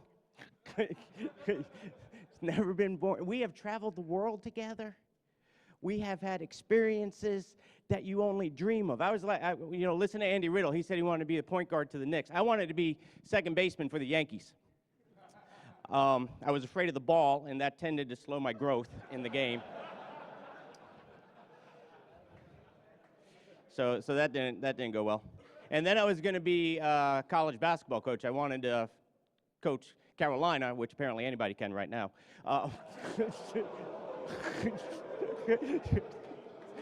That was a pro-NC State joke. That was not an anti-Carolina joke, just to be clear. So, but Andy, over the years, Andy has taught me a lot of things about life. Andy reached down to this broke-minded, scared, 22-year-old couple in Adam and Beth Katz. We were first-year marriage, first-year teaching. And what he did is this. He sparked a dream in us that there was more to life than what we had thought we could have. You know, because here was my thought. School teacher. See, Beth's parents were school teachers. They were retired educators. My dad was in education. And I was just like, all right, I guess this is the ride.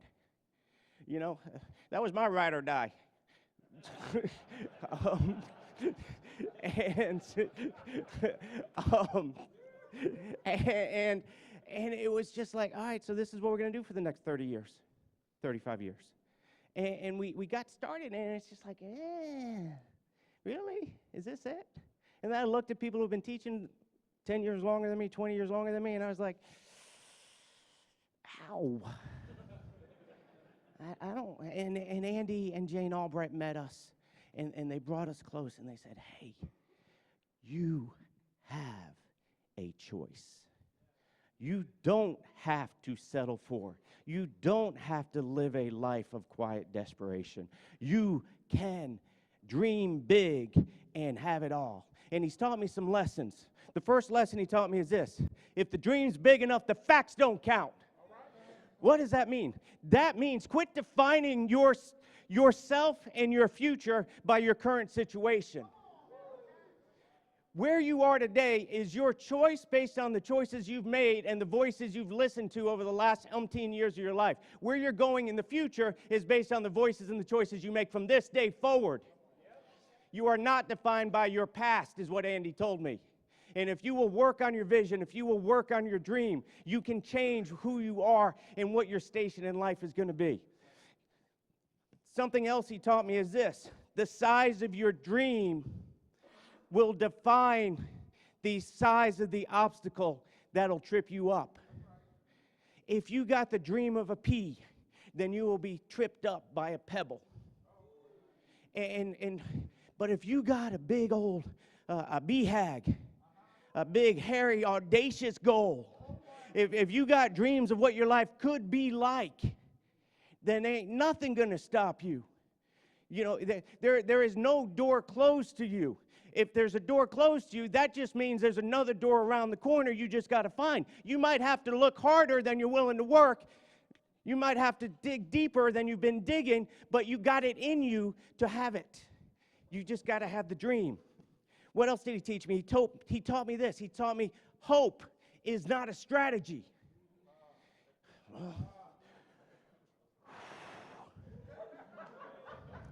Hope it gets better. And It's important to have hope, but you better have a plan to back it up. And the plan is what defines what the hope can be. He taught me long-term thinking, not overthinking. I've been accused of overthinking. You know, paralysis by analysis. Anybody else have that problem? Don't raise your hand. Don't claim it. Don't claim it. But Tim Goad has accused me of overthinking, which is different than long-term thinking. Long-term thinking is this. It's understanding that where we are is not where we're going to be. It's understanding this. We have a tendency to overestimate what we can accomplish in the next 6 months, but we underestimate what we can accomplish in the next 2 years. We underestimate what we can accomplish in the next 10 years. Can you imagine what your life can be? I'm like Paul Roberts. I'm 50. I'm 50 years old. When I met Andy Albright, I was 22. We were pre-Alliance Aiden, lived through Alliance Aiden, and now we're post-Alliance Aiden. And I've watched Andy be consistent that whole time. And what is he consistent on? He's consistent on his heart. He's consistent on loving people.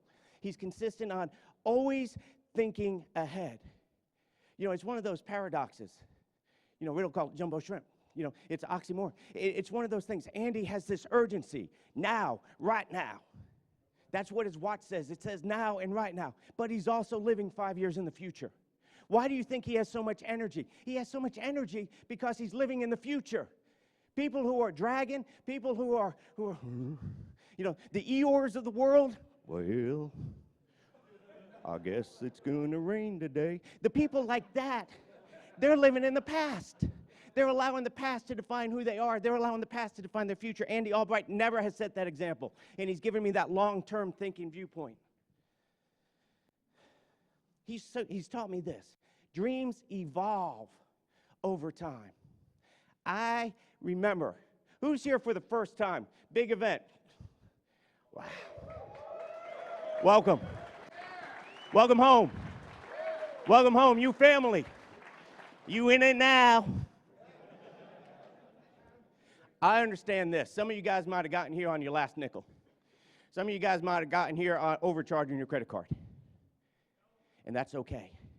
And some of you just have a dream of, man, if I could just get caught up on the bills, wouldn't that be good? And that's a dream, and that's okay. You know, you don't have to have the vision of owning your own private island today. You start where you are, you bloom where you're planted, and you grow from there. Your dreams will evolve over time. I remember when we first started making Alliance money, and I got away from that school teacher money, and I got the greatest joy out of paying bills.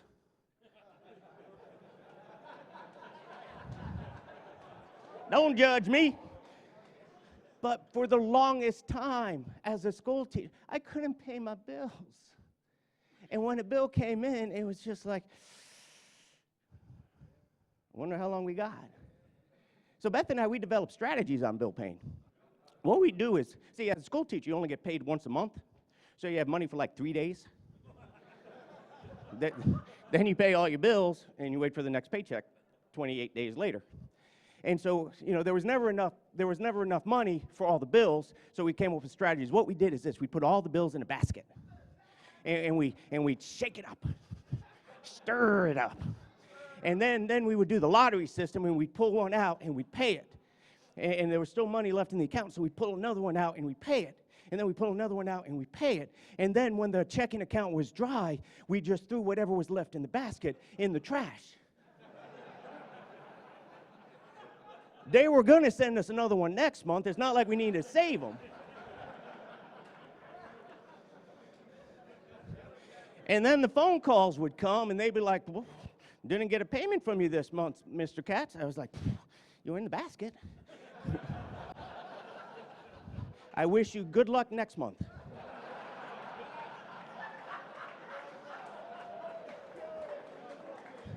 And if you don't watch the attitude, you might not make the basket next month.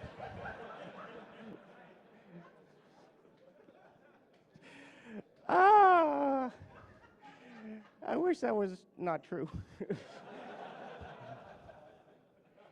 But your dreams will evolve over time. It'll go from just being able to pay your bills to having money in the bank, to having that emergency fund, to traveling the beaches of the world, to living in a house of your dreams, to having a jet like Andy does. There's always another dream. There's always another level. You've never arrived, is what Andy Albright has taught me. I love these coins. What do you want? How do I get it? What do you want? How do I get it? I started thinking about, what do I want? How do I get it? What do I want? I want to be known as a godly man that represents my Lord. How do I get it? I got to serve others. And he's given us a system. He's given us the make a difference part of have fun, make money, make a difference, that we can serve others. He's given us the make money part of have fun, make money, make a difference. Because without money, you can't really do a whole lot for other people. So I got to serve others. I got to add value to people's lives. When I go out interviewing or I go out running appointments, my prayer is this: Lord, let me add value to these people I come across today. It's not, Lord, let me pick up a $62 check on this final expense product. I got to live my life with integrity. I am flawed. I am broken. I'm doing the best I can. And for those I have wronged, for that I am sorry. Doing the best I can. Thank God we got grace. What do I want? I want to be a leader worth duplicating. How do I get it? I got to live the 8 steps to success. I got to work. Full-time, not part-time. I got to work. I got to get results. You know, at some point in time, you will be judged by the results you get. Love is given. Love is given. Respect is earned. What do I want? I want to live a life with no limits. I don't want anybody or anything to define what I can have. I want the houses. I want the cars. I want the jet. I want to travel the world. How do I get it? I got to live the 8 steps to success. I got to work. I got to get results. What do I want? I want to shower Beth with things she desires. I want to shower Beth with things she doesn't even know she desires. How do I get it? I got to live the 8 steps. I got to work. I got to get results. What do I want? I want to have a seat at Andy's table. When he's calling his Knights of the Round Table, I want to have a chair there. I want my name to be on his list. I want the respect of the others I respect. I made it through the rain. You're going to have rain in your life. Things are not always going to go perfect. This is business. There's no such thing as perfect in business. You just overcome. Others, I want to have the respect. I made it through the rain and found myself respected by the others who got rained on too. Yes, I just quoted Barry Manilow. How do I get it? I got to live the 8 steps. I got to work. I got to get results.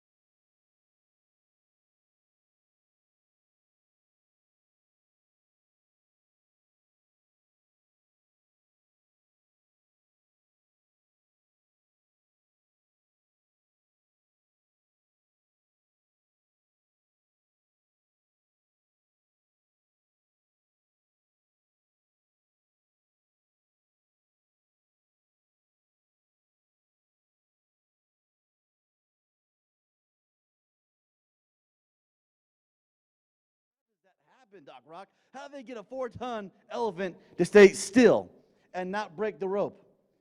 Because they start off when it's just whatever you call young elephants, whatever that word is for them. Baby elephant, Dumbo, they're Dumbo size, right? And they tie them up with a chain, and they get a stake in the ground deep. And the elephant can't break the chain because it's a baby. So it naturally thinks that, oh, you can't break it. It tries to, but it just gets used to this chain attached to it, and it thinks it can't break it. The problem is, when an elephant grows up bigger, he don't know he's bigger yet. Like, he doesn't know that he could break it now. He couldn't break it before. Now he can break it. And what I'm wondering, man, is, what's your rope? What's your rope? What's tethering you right now to a stake? And you've been thinking that you can't break it. Because you tried once a time. I tried to book 20 appointments. I tried really hard. I made 500 phone calls, and 2 people picked up the phone. It can't happen for me. You see, right now, if you right now look to the person to your left, look to your right. Odds are one of you 3, right now, do not believe. Like, you hear us talk about booking 20, 25, 30 appointments a week, but one of you don't believe you can do it. One of you right now believes that you cannot do it. The rope is tied to your neck, and you think that you cannot break it. One of you is struggling with belief right now, if not maybe even 2 out of the 3 of you. So you can look around and pick which one. It's not me, you must be you. The first thing is you have to be kind of self-aware about it. So here's a couple of things I want you to write down. Here's some of the reasons why we don't break the rope. So please write this down. Number 1, here's a reason why you don't break the rope, because I want to help you today break the rope. One of them is excuses. Now, some of these things I'm going to mention, Michael, some of these things people struggle with. Some of these are your strengths. Like, you don't battle with this. It doesn't faze you whatsoever. So if I say something like, oh, man, that's not me, don't worry, yours is coming.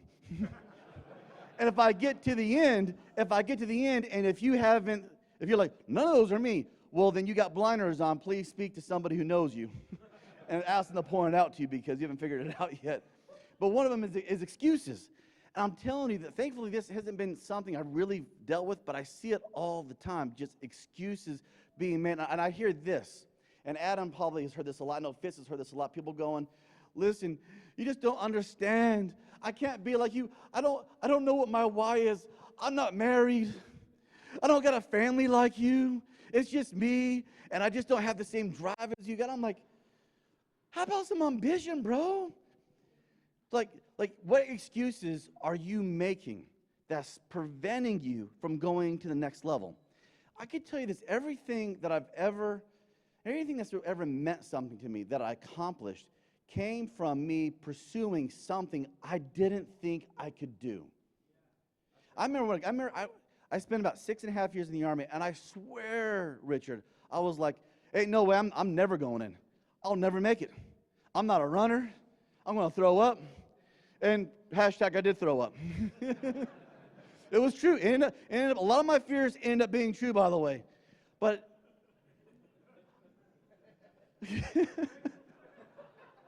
I'm awkward with girls. It ended up being true, by the way. Took me a lot of time, a lot of tries to find Tawny. There's a lot of things, I'm telling you, there's so many things. Like, one of the things I love doing is teaching and training, and one of my greatest fears is being shy and awkward and not knowing what to say in front of people. Isn't that kind of bizarre? But yet I want to be up here. I used to just imagine myself like Fitz and like Andy Allright, just being up here and sharing with you and teaching, but yet being nervous and shy, introvert, B-type personality. Everything I've ever really accomplished started with chasing after something I didn't think I could do. Write this down. Another one. One of you right now is battling with this: talking without listening to others. Somebody in this room, we ain't looking at you, don't worry, but we know it's you. You're talking without listening. And it happens so many times where somebody will be on the phone with you or working with you, and they're asking you, and you're talking for about 15 minutes. Because I know what the book says. There's a book that says, let somebody talk about 2.5 minutes, and they'll talk themselves out, and then you can be able to start to help them. And I found that that's not always true. if you're talking to somebody and you see their eyes starting to wander, that means you're not asking enough questions. Thankfully, Andy taught me this years ago. The quality of your life is determined by the quality of the questions that you ask. Are you so busy telling your upline manager your excuses that you're not there asking them questions of how to overcome what you're dealing with? Have you already made up your mind because you're just that intelligent, that smart, that you know what's wrong, but yet you're still not getting your 2025 appointments? Hey, each and every one of us has to look in the mirror. Every one of us battles with something. Whether it's 20, 25, 30 appointments, whether if it's the recruiting, whether if it's leading, whether if it's reading, pick an 8-step. Odds are there's something you're good at, but there's something that you're struggling with. So I'm not pretending that I'm perfect here. I'm just letting you know, like, each one of us struggles with something.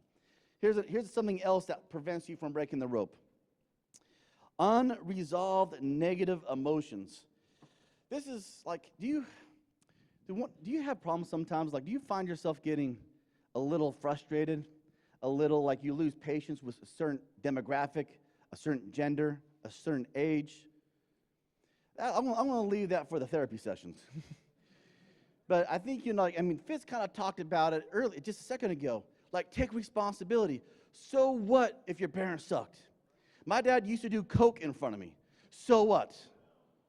One day my dad walked up and said, he walked up with his 357 and pointed at my dog and said, "You want me to kill him or what?" So what? Yeah, it happened. Deal with it. It has nothing to do with where I'm at today. Do I love my dad? Absolutely, I love my dad. We hang out, we're great, you know what I mean? I don't dwell on the past. You got to resolve the things that need to be resolved. And you got to move forward and say, that's the past. It's time to go now. Here's something else. Here's something else that is stopping you from breaking the rope. Oh, this one's me, by the way. All right, I'm getting ready. This one's me. This one's all me. Habitual self-distraction. This is my personal favorite. This is for me. Ain't nothing more than I like going, hey, I'm gonna make some dials, but you know what? Let me check the news feed for a second.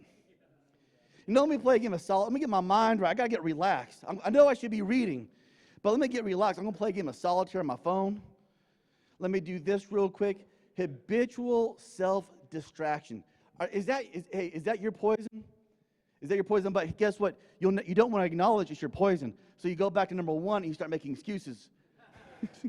Why you need this distraction to get your mind right. So maybe you might be a number 1 and number 5, combo together. But for me, that's my poison, is self-distraction. Oh, I love me some self-distraction. Ain't nothing more than I like maybe get on a Mortal Kombat or doing something, you know what I mean? Just you know what I mean? Watch a show real quick. Let me just watch a show real quick. Just one show. It's just one show. It's just one show. Hey, it's just one little social media feed. Let me just go through it. And you're stealing your future with every distraction you make. Now, guess what? There's time. I'm not saying there's time to relax for a moment. There's a time to rejuvenate. There's a time to go. But when you start seeking it all the time, it becomes destructive. And before you know it, it's like, I keep playing this game of solitaire, but I'm feeling worse and worse with every single, like the first game felt really good. The first show felt really good. But by the time you've watched the 6th show in a row, and Netflix is saying, are you still there? Are you still there? And you're feeling like all lethargic. You're like, oh, I'm supposed to be making phone calls. Oh, I blew it today. I'll just do it tomorrow. Here's one. I don't have time to get. Here's another one. Absence of personal reflection. Write that down. Absence of personal reflection. And the last one is unwillingness to pay the price to gain the experience. You're going to have to think of those things on your own. But here's something that really helped me. Number 1, you have to acknowledge it. You have to acknowledge what you're dealing with. Acknowledge it. And number 2, once you acknowledge it, here's the second thing that Andy taught me. Make a decision in advance. And I can still see Andy today doing things on his calendar going, who booked this damn calendar? Who says I was going to go here after this? And they're like, you did. Like, oh, that's right. Then like as a decision in advance. And I wish I could spend 30 minutes on different examples of how you can make a decision in advance that when this happens, this is what I'm going to do. And when that happens, this is what I'm going to do. Like I'm not going to decide in the moment. I'm making the decision now when I'm at the emotional height, when I know what I want. I got my coin. I got my success coin that Andy gave me. What do you want? How do you get it? I've made my decisions in advance. And thank you, Andy, for bringing people into my life. The next guy coming up, Murley, across the country, coming from India. This is a gentleman coming to you who has taking steps to really make an impact on the world, to make a real meaningful difference in the lives of children and across the world. And Andy has brought him today to speak to you. So please welcome my friend, Murley.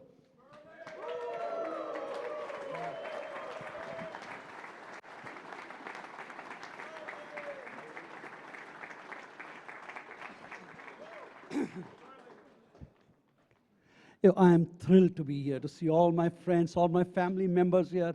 It's such a joy. And this morning, I'm so overwhelmed by your love for him and for me and my ministry. Many of you have significantly contributed to the GSP, to our ministry of Worldwide Entrepreneur.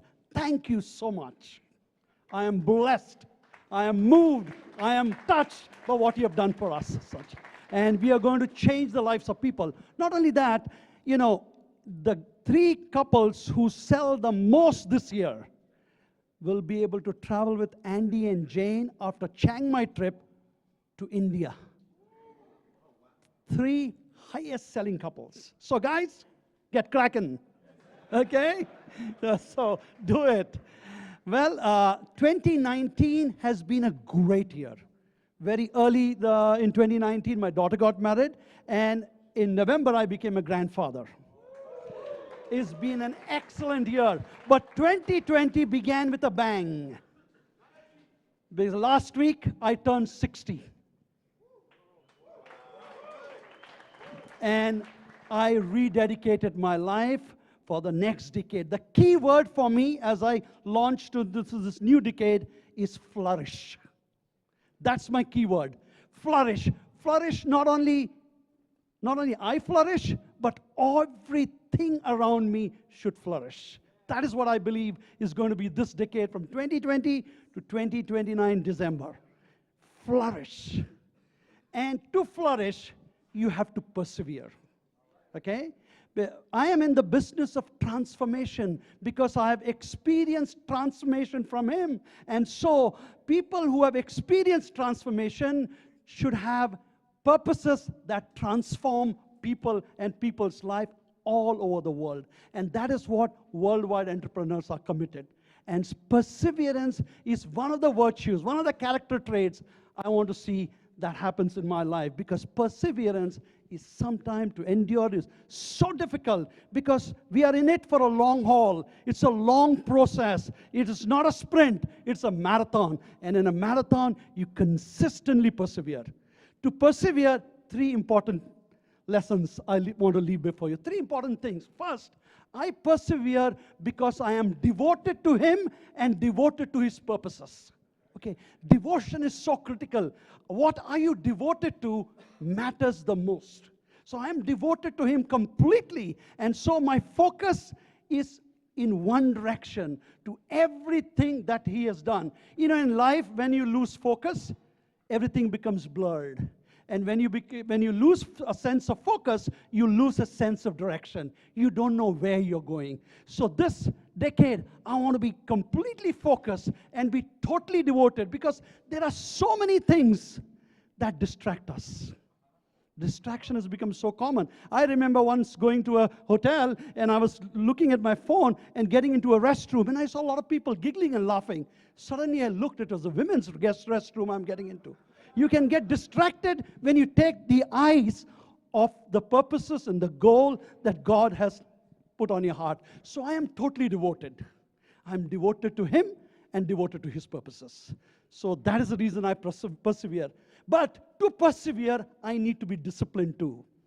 You can't just wake up one morning and decide I'm going to run a marathon. You need to prepare yourself. You need to work hard. You need to work every day of your life, every moment of your life, because discipline is very critical for persevering. So, you should have a fit body and fit mind. Some people are all for fit bodies. You know, if you have only a fit body and no fit mind, you know, you will forget what you're doing. Alzheimer's would set in, or, you know, dementia would set in. You need both of this to go together, a fit body and a fit mind. If you compromise in any of those things, you'll be in trouble. So you need to be disciplined, kind of thing, completely disciplined, and work hard in developing these things as such. Thirdly, and more importantly, I persevere because I delight in what I do. You know, I live delightfully. I don't persevere crying and, you know, throwing tantrums and saying every change of situation and circumstances, you know, causes me to move away from my goal, because I delight in Him. I delight in His purposes. I live delightfully, joyfully. So even if things are going against me, if odds are stacked against me, I still delight in Him. You know, when you are in love, you all know, we are enamored and enchanted with that person. We look at her with, you know, eyes, you know, we 24/7 we talk, oh, she's so beautiful, her smile is so good, this, that, and we are enamored and enchanted. But as we go along in life, we get disenchanted. We lose our, you know, drive to look at her. And so what happens is that delight goes out of our life, and we kind of live a life that is, you know, drudgery. Life becomes a drudgery. From morning to evening, we are frustrated. Live delightfully. Enjoy what you're doing. Enjoy and live joyfully. That's when perseverance doesn't become a task. It becomes part of our lifestyle. So my goal for next 10 years is to work hard and see that things flourish. And I could say at the end, I ran the race. I finished the course. I kept my race, and wait for that day when God will welcome me to His home by saying, well done, my good and faithful servant. So, what does it look like?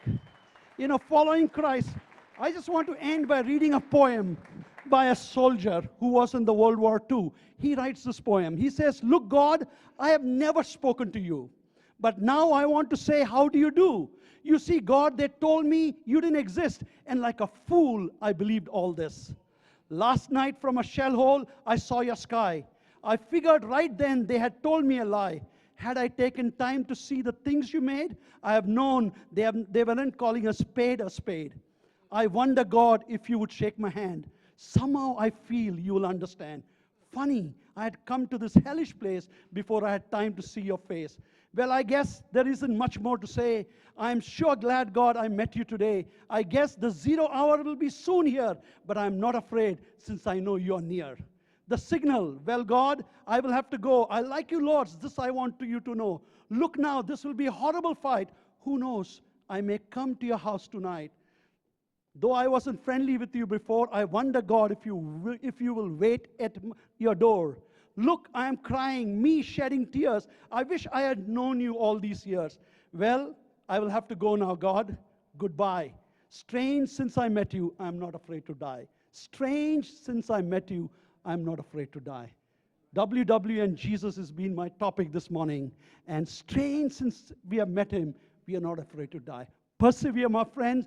Flourish wherever God has placed you. Live a life of devotion. Lead a life of discipline. And do everything delightfully. And then you'll see God doing tremendous work in all our lives as such. This morning, it's my privilege and honor to welcome a dear friend of mine, Jeff Bright, who I call our scholar in residence. Jeff Bright.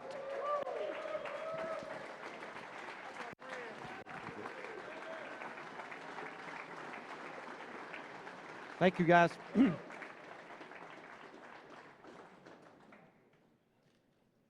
How you doing today? I'm doing pretty good. Just a little cold, but I'm doing pretty good. My talk is twofold. I want to tell you, how I got here, because I don't think I've met everybody in the room. How many people have never heard me speak or I've never met before? Raise your hand. You see that, Andy? That's a lot of people. It's a lot of people. Well, Jeff Bright is my name, and teaching is my game. Those of you that I don't know, I would like to get to know, but I will tell you about myself real quick. I worked 30 years plus at a community college locally here called Alamance Community College. And I started off as a coordinator, and I moved up to a director. And then I decided that I would become a professor. And I have master's degrees, various ones, but one's in sociology, so I taught sociology there at the college. But then they decided to move me up out of that role, which I loved teaching, and made me become one of the vice presidents. That's a good experience for me. It was more money. I took that role. I did not like being vice president. Those last 15 years were not fun for me, but I could see the light in the tunnel. And I really didn't think I had any choice, because my mom always said, go where the opportunities are. Take the money, son. And so that's what I did. So I worked there as a vice president. I don't want you to think I was the vice president. There were 7 vice presidents, okay? I was just one of 7. And my job was vice president of corporate education and economic developments. For every company that came to Alamance County, I was meeting them first, trying to court them and get them to settle in Alamance County. I had incentive packages I could give them to try to convince them that Alamance County was better than Greenville, South Carolina, for example. I was also going out to companies, and I would teach at companies and teach them anything they needed.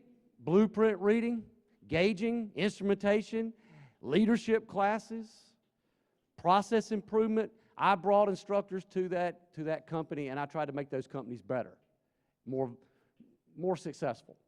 So I did a lot of talking, and I did a lot of teaching. And one day I was asked to speak in Wilmington, North Carolina at a convention for Alamance County, the county you're in now, and I was going to speak on generations. And Andy's lawyer, Derek Steed, at the time, was in the audience. He heard me speak. He went back and told Andy, I think this guy could help you. And if I had turned down that opportunity and not chose to go to Wilmington, because I almost didn't do it, I would have never met Derek Steed and get introduced to Andy, and I wouldn't be here today. So be careful today to not just sit there and think about what you're going to eat, when we're going to get out of here, when's the next pee break. I mean, all those are important things. But some of you that are brand new, I'm never going to see you again, the ones that raise your hand. And it makes me sad, And I think that's your choice.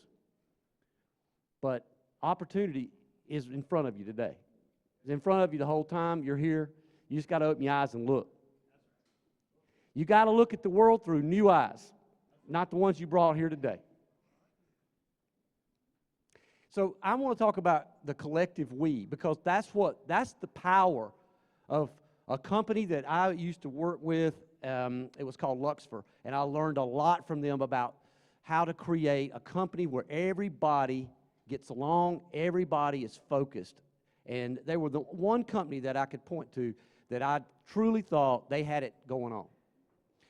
And they believed in the power. Ted Lake, God rest his soul, Ted Lake, he was the plant manager, and he always preached to me, Jeff. I was in my 30s. He said, Jeff, you got to believe in the power of the collective we.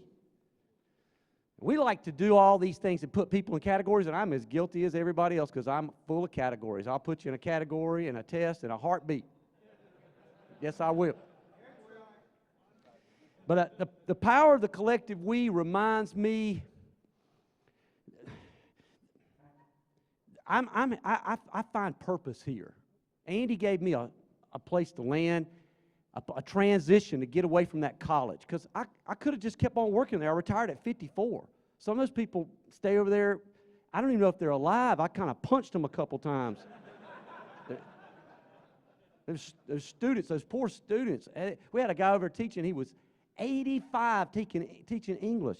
What? That's not good for anybody.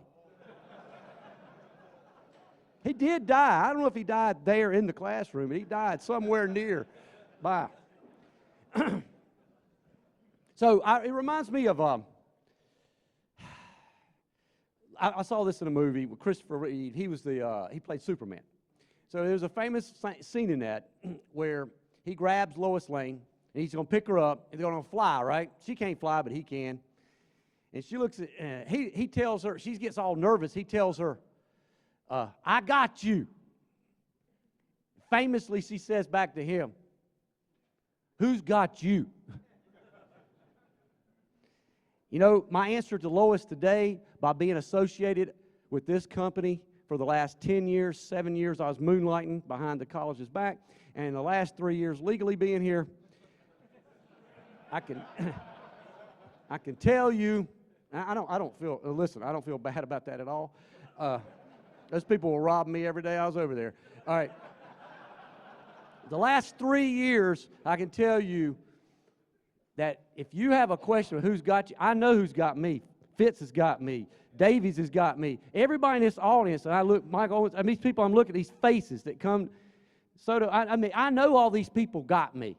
We got each other, and that's what makes it special. You're not going to find that at many places. I've been at 163 companies just in Alamance County. You're not going to find that. Most people go there and put in their 8, hit the gate, and they're box checkers. That's all they are. And they're miserable in their jobs. Absolutely miserable. And if you think dialing's tough, I want to gather you up. We're going on a field trip, and I'll show you what hard work is. I'll take you to a factory and maybe you'll last a day, maybe a week. But you'll come back and go, that dialing ain't too much to ask. Let's find out real quick before I read my closing remarks here. Let's find out. Let's just separate ourselves. I just want to know, because I'm going to do it again this afternoon when me and Andy do our rope example, which I hope you like that. It's going to be pretty cool.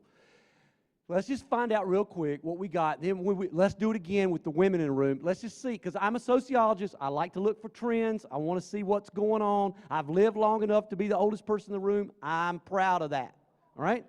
I used to not ask these questions, but I'm old enough that I don't really care. I can ask you your age. When I was 25, I didn't ask people their age. I'm asking you age today. The traditionalists in the room, if we got any, 1925 to 1945, if you were born between those dates, please stand up. There's one back there. Thank you, sir. There's my man right there. Hey, let's give these people a hand.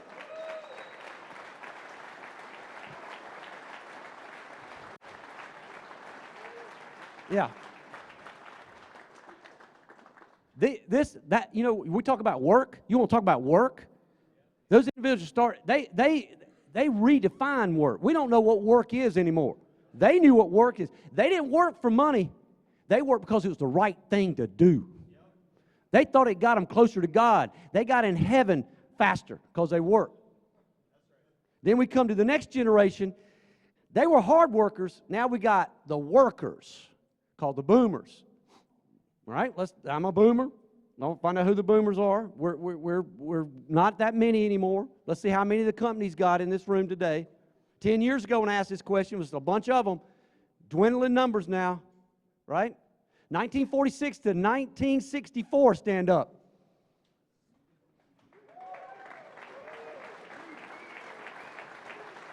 Thank you. You don't want to mess with us. You don't want to mess with us. Let me tell you why. Because we're going to outwork you. But we're doing it for one reason. The almighty dollar. We love some money. We'll move sand piles all day if you pay us. We created overtime, baby. The next generation, 1965, 1982, this generation's will plot your death behind a grassy knoll if you're not careful. 1965 to 1982, the Xers. All right. That's supposed to be the one that's dominating the room. I think our boomers are giving us a run for the money. I don't know what the women's going to contribute to that. All right, you guys sit down. So the Xers, let me say something about these Xers real quick. These Xers, they're workers, but they figured out, hey, you boomers are moving 12 sand piles. Let's put them all in one and move it one time. They created smart work, not hard work. Then we got, God bless their souls. Here we come. 1983 to 2002. Could you stand up, please? There, whoa, whoa, woo. There's an army of you. There you go. You're coming, aren't you? You're going to take over the world. Let's talk about what you think about work. Work for you got to be fun, ain't it? It's got to be fun. All clowns and balloons. Maybe not so clowns. That's about it. It's got to be fun. Hey, I got a message for you. Work ain't fun. Get used to it. It ain't going to be fun. So let me say this real quick. I got to go. My time's up. Work can be, for you millennials, you wise, it can be meaningful. I know that's what you want. You want it to mean something. And our collection of the collective we here, we believe in making a difference. So you wise can find your place. You can find your voice here. So let me read this real quick, and I'm going to introduce my buddy Tim Goad. I want you to believe in the power of the collective we. And let me tell you what we can do if we believe in a collective we. I don't want to separate by generations anymore. I made you stand up. Let's forget that. Let's move on. We're a collective we. And we can start to honor commitments with something to prove. We can represent ourselves with maturity and a positive outlook. We can display a selfless behavior with mercy and grace. We can bury insincerity with transparency. We can accept autonomy with a duty mindset. We can torch and set aflame, assigning blame with ownership. We can kill arrogance with professionalism and humility. We can demonstrate courtesy and manners and civility. We can make things right for those that we've wronged and those that have wronged us. We can find a way to offer up the best part of ourselves by being the collective we. We can describe the indescribable moments and let people know who we really are in the collective we. We can acknowledge people with praise. We can climb the mountain, and after we climb that mountain, we become the rock for others to get there with us. The impossible can be possible. The impossible can be possible if you believe in me as I believe in you, and we can accomplish miracles.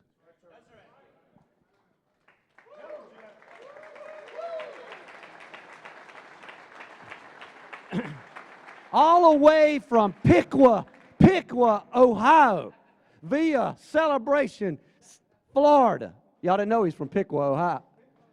Piqua, Ohio. The Hope Warrior, the man that's going to light you up and take us out today, Tim Goad. Thank you so much. Let's hear it for Jeff Wright. Is he amazing? God, I love him. I love him. Slap high five to two guys. Come on, give two guys a high five and sit down and say, I'm ready. I am ready. Who's ready out there? I said, are you ready? I thought you're ready, man. So how good does it feel to be in a room full of warriors, huh? Most men live their whole life and never get to feel this. The camaraderie of this. Andy Albright, thank you for having the vision and the dream to do that. So incredible.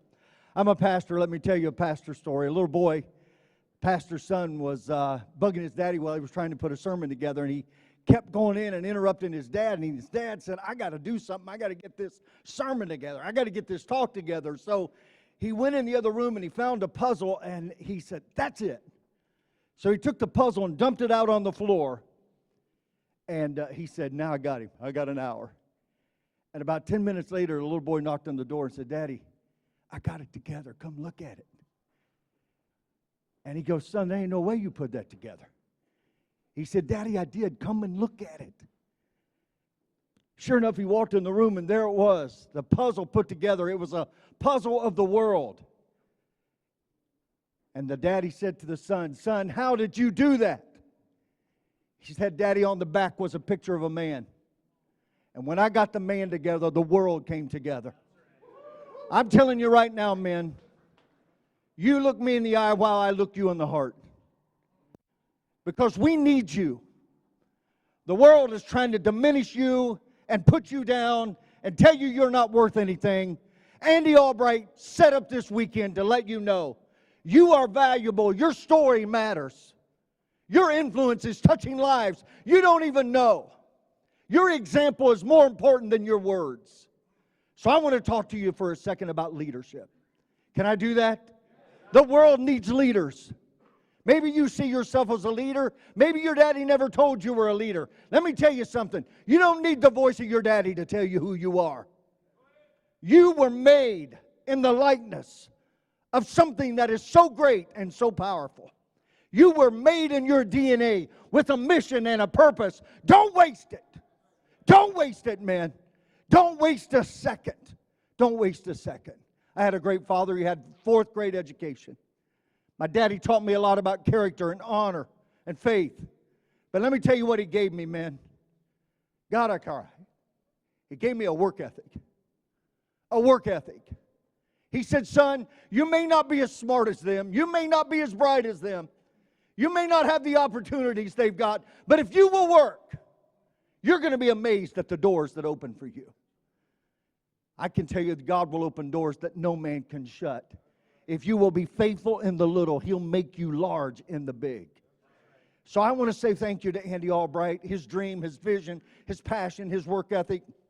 He always keeps taking the posture of a student. He's got mentors in his life. And can I tell you, he's forgotten a lot of what those mentors have already taught. That's how much he knows. But he continually keeps growing. Write the word leadership down real quick, and I'm going to go. If you're ready, say go. All right. Look at your neighbor and say, I can't help it. I'm better than you are. I just want to let you know that.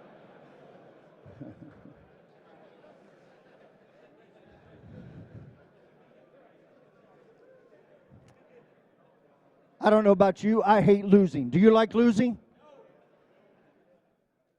The world's trying to teach us how to be good losers. I think there are some things worth losing.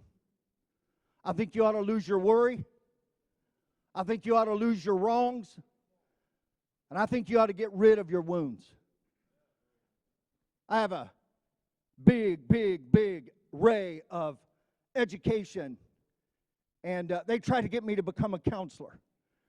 And I changed that when I found out that 87% of people that come to you have already made up their mind what they're going to do. They just want you to agree with them. And I hate looking at counseling because they keep wanting you to look at your wrongs and your wounds. And what we ought to do is start looking at our future. Leaders do the right thing at the right time for the right reason in the right way.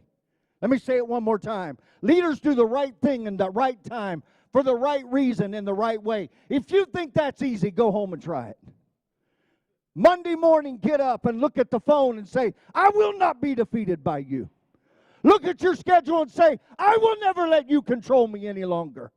Whatever controls you gets power over your life. The next time you're in the bathroom, a pastor told you to do this. Write a 4-letter dirty word on the wall. Are you ready? Work. W-O-R-K. Nobody will use that stall anymore. They'll be like, no, I ain't going in there. I don't want that to happen. Leadership. You like winning? My buddy took me for steak and lobster the other night. It was gorgeous. I said, I can have steak and anything you want, Tim. I said, all right. Got me a filet and lobster. Woo, shicky boom. How to make a Baptist speak in tongues. I'm telling you. I ordered that steak and lobster, and they brought it out and set it down in front of me, and I went, woo, and then I noticed it was missing a claw. I said to my waiter, hey. You ever had to say hey in life? Hey! Come on, say it one time. Hey! I said, hey! This ain't right. My lobster's missing a claw. I said, why? He said, I don't know. I said, well, we got to figure out. He said, well, only thing I can say, it must have gotten in a fight. I said, well, you take this one back and you bring me out the winner. I'm not eating no loser lobster. You hear what I'm saying to you? I ain't eating no loser lobster. Leadership, are you ready? L. The L stands love what you do and the people you're with. Love what you do. Let me tell you, when you first start doing, you'll hate it. But after a while, you're going to get past your uncomfortableness, and you're going to find a zone where you're going to fall in love with what other people hate. And then wealth will come track you down. Do you hear me? Love what you do. Can I tell you, if I had an hour to sit with you, I would find out what you love, because what you love is what you're building. Because you build what you love. Love the people you're with. Why? Because if you don't love them, you'll use them. And I want to tell you, it's wonderful to be used by our Maker. It's an awful thing to be used by man. The E stands for expectations and leadership. What is the expectation? The expectation is for you to outdo your yesterday. Anybody besides me ever take the same route over and over again? And I get in the car and said, I did it in 46 minutes the last time. I'm going to do it in 42 this time. Anybody besides me ever do that? I've gotten more speeding tickets than you can imagine. I've spent more time.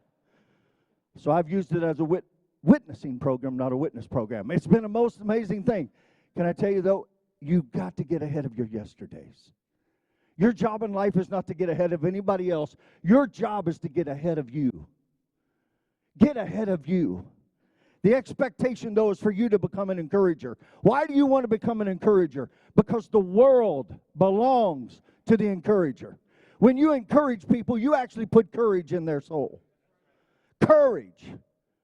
And I want to tell you something right now, men. Hear me. Men do not follow titles. They follow courage. Share your story of how you've overcome. The A stands for affirm and add value. Affirm and add value. Affirm and add value. Do you realize that 93% of all men has never had their father say to them, I love you, I'm proud of you?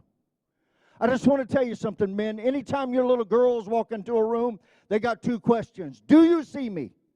And am I pretty? I found out big girls got the same question. Your little boys, very different questions. My son would walk into my office when I was studying early in the morning, and he would come up in his pajamas with a belt wrapped around him with 5 swords and 2 guns and a rifle. His questions were, Daddy, am I a warrior? And do I have what it takes? I'd look him right in the eye and I'd say, son, this world is blessed to have you in it. Because you are going to fight the good fight.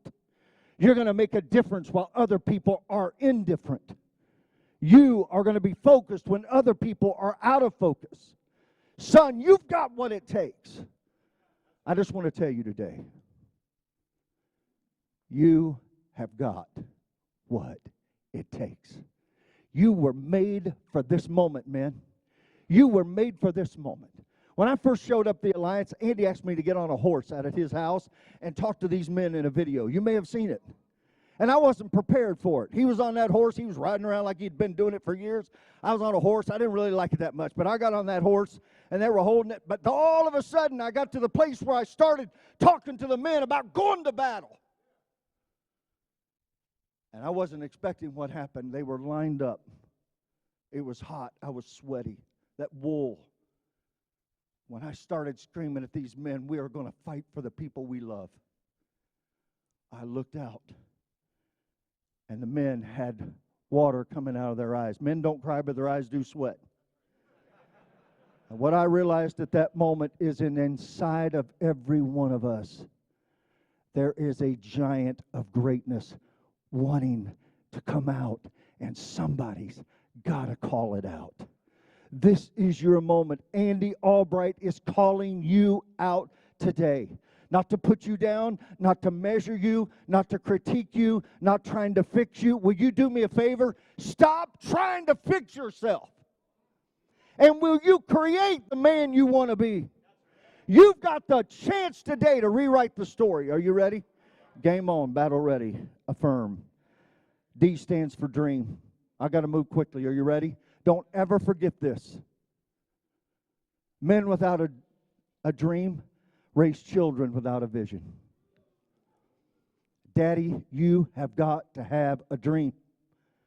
And world is coming after your dream.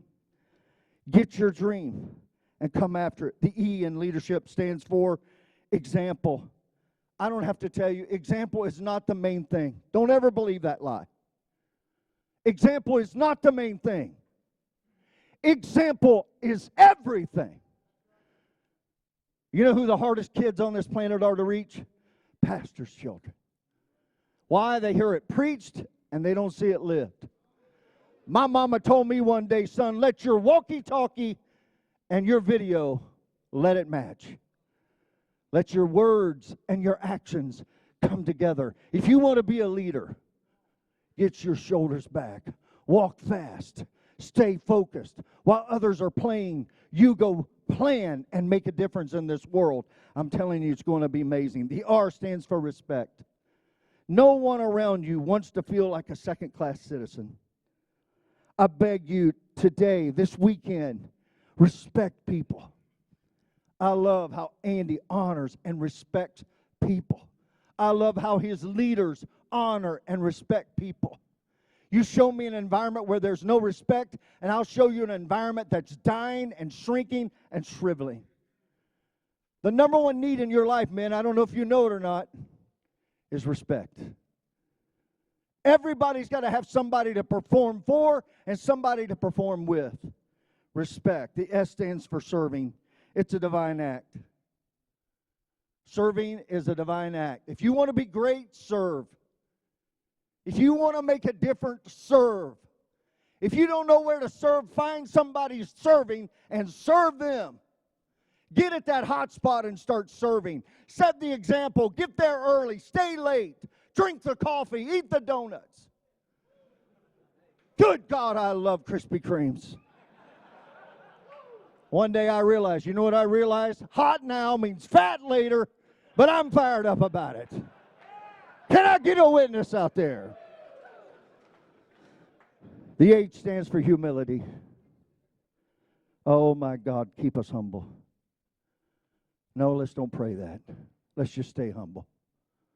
Pride comes before a fall. Let's stay humble. The I stands for I will make a difference. I will get into my destiny. I will walk in my purpose. And I will help other people find their purpose. When I think about Andy Albright, I think about this man in the basement of his home that had an idea, who had the courage to step out, and the difference that has made in so many lives. Wow. Leadership. The P in leadership stands for put it into action. Practice. Go to work. Go to work. Go to work. Be thankful for work.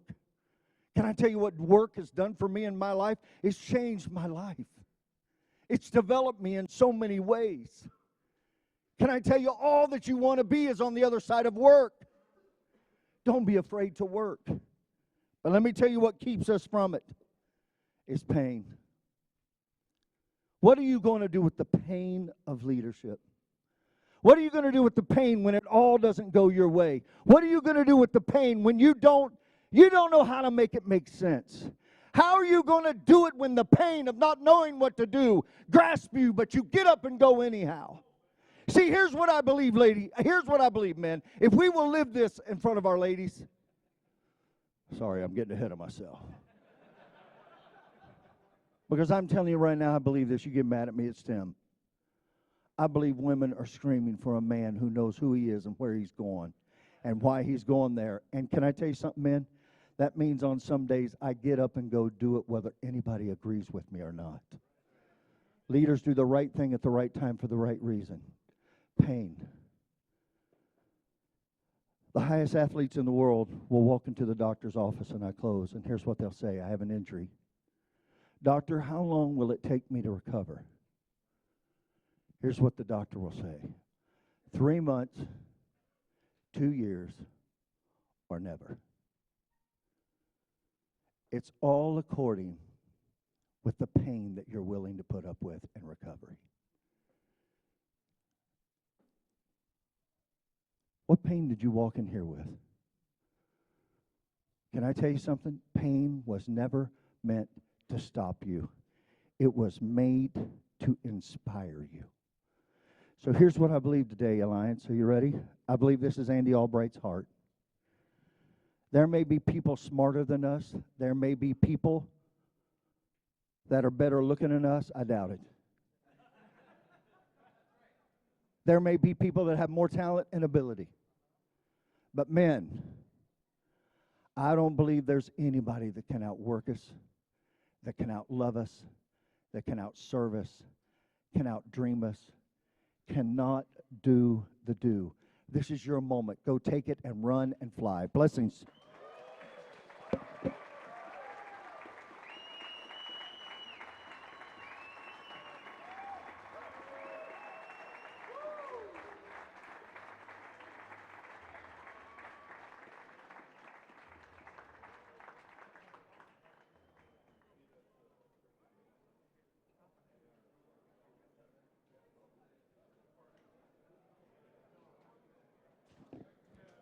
Hey, guys, you're dismissed. You're dismissed, okay? We're going to eat lunch now.